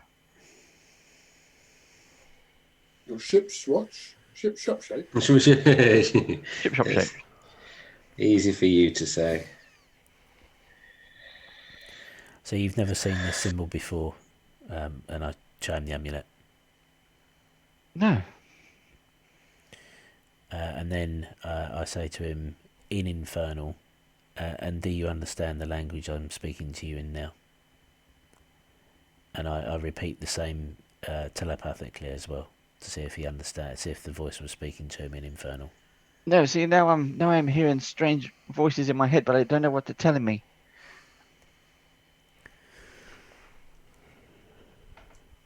Well, Flame Fullburn, I guess we've solved the murder. He's admitted that he killed Harwin, Marcus. With the knitting needles, the evidence was at his home. And while this is going on, a soldier comes in and passes a note to Flame. She sort of stands there reading it and sort of nods and things, and she says, "Well, I agree. He's already confessed. Nothing we can do about that. He's confessed, and we have the murder weapon. And we, once we look into it more, we'll find out for sure that it certainly was him. While he seems to have no remorse for his murder, is another thing. So, guards, you can take him away and lock him up. However, You've got a good record. this all of your efforts seem to have been for naught. There is apparently another man has been killed with a same or similar bloody symbol has been drawn on his remains. Apparently it's only just happened, so it couldn't have been this man. I suggest you get down there and maybe see to the body. Yes, we'll definitely do that. Who is it that's been killed? The name here says he's been identified as Dovis Tobergate. Oh, bollocks. He was just with us. He was just with you. Yeah, Smithy can confirm. Yeah. He was Then with us. We raced to get to the caravan. Is it possible he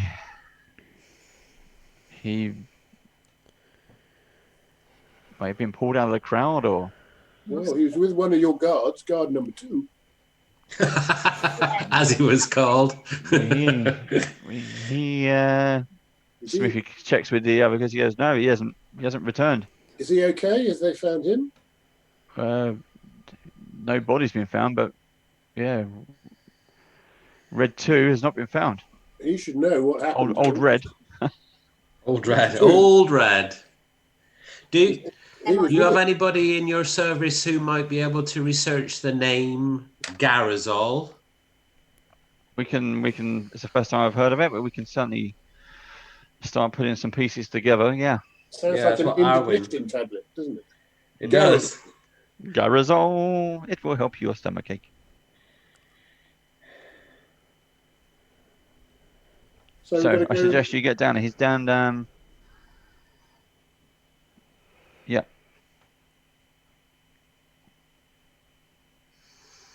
Right, let's go down there and then we'll see. Get Smithy to take us down there. Okay.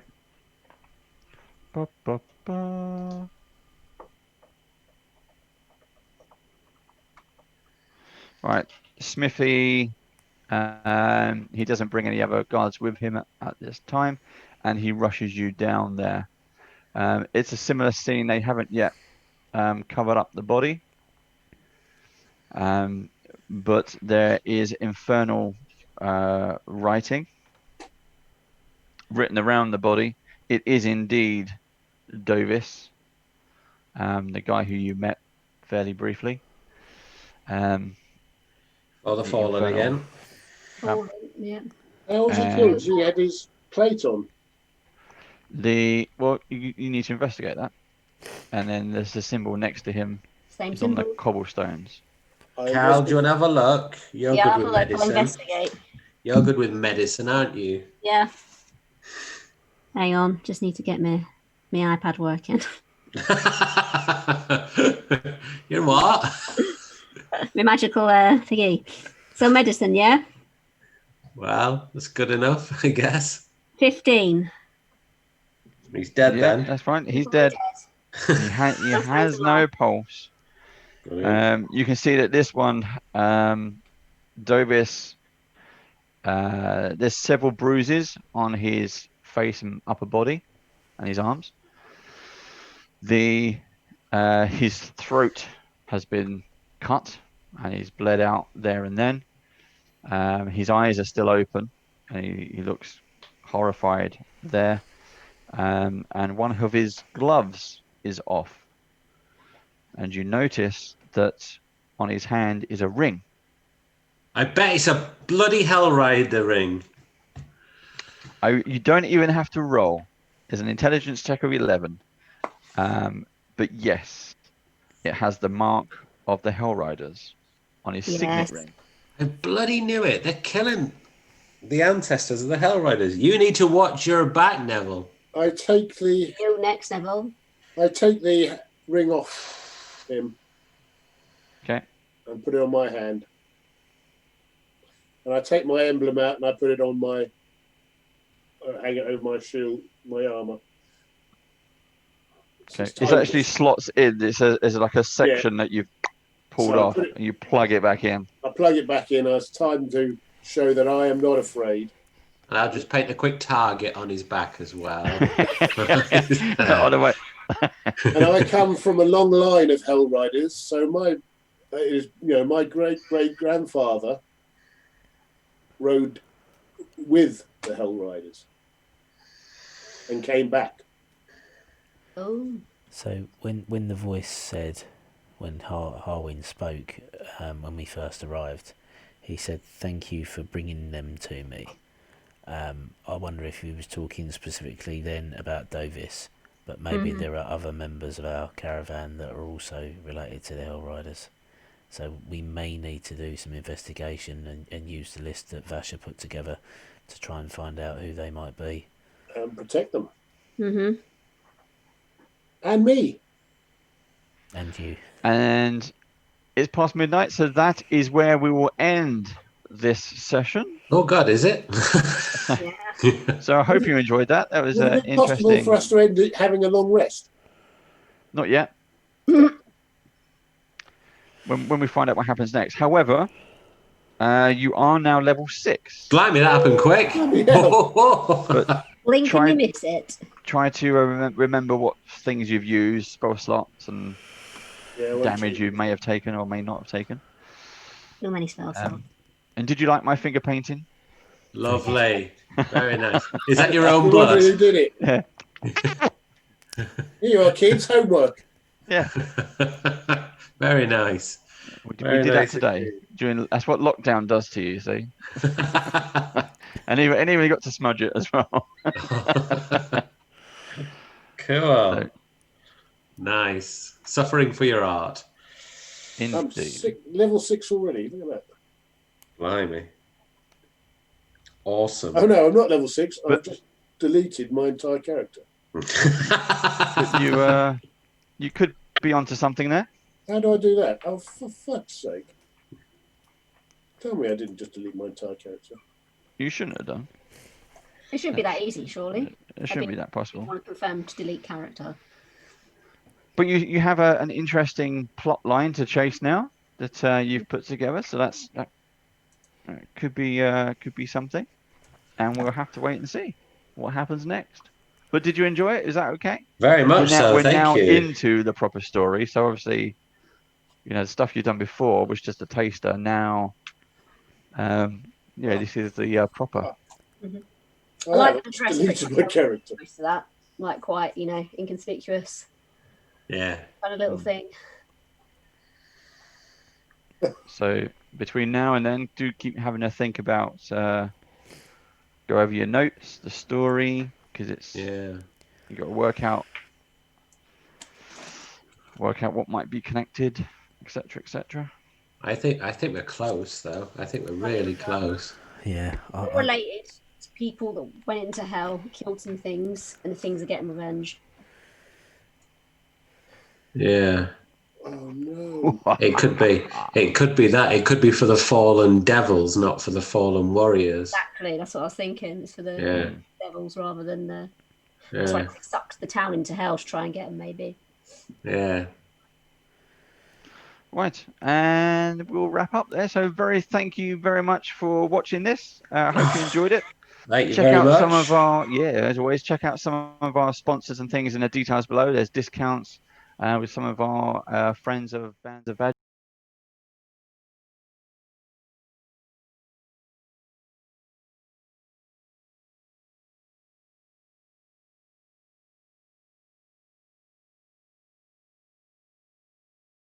Tomorrow. That's it, Steve. You can roll us out. Rolling out now. See you next session. Bye-bye. And don't forget to mute the mics.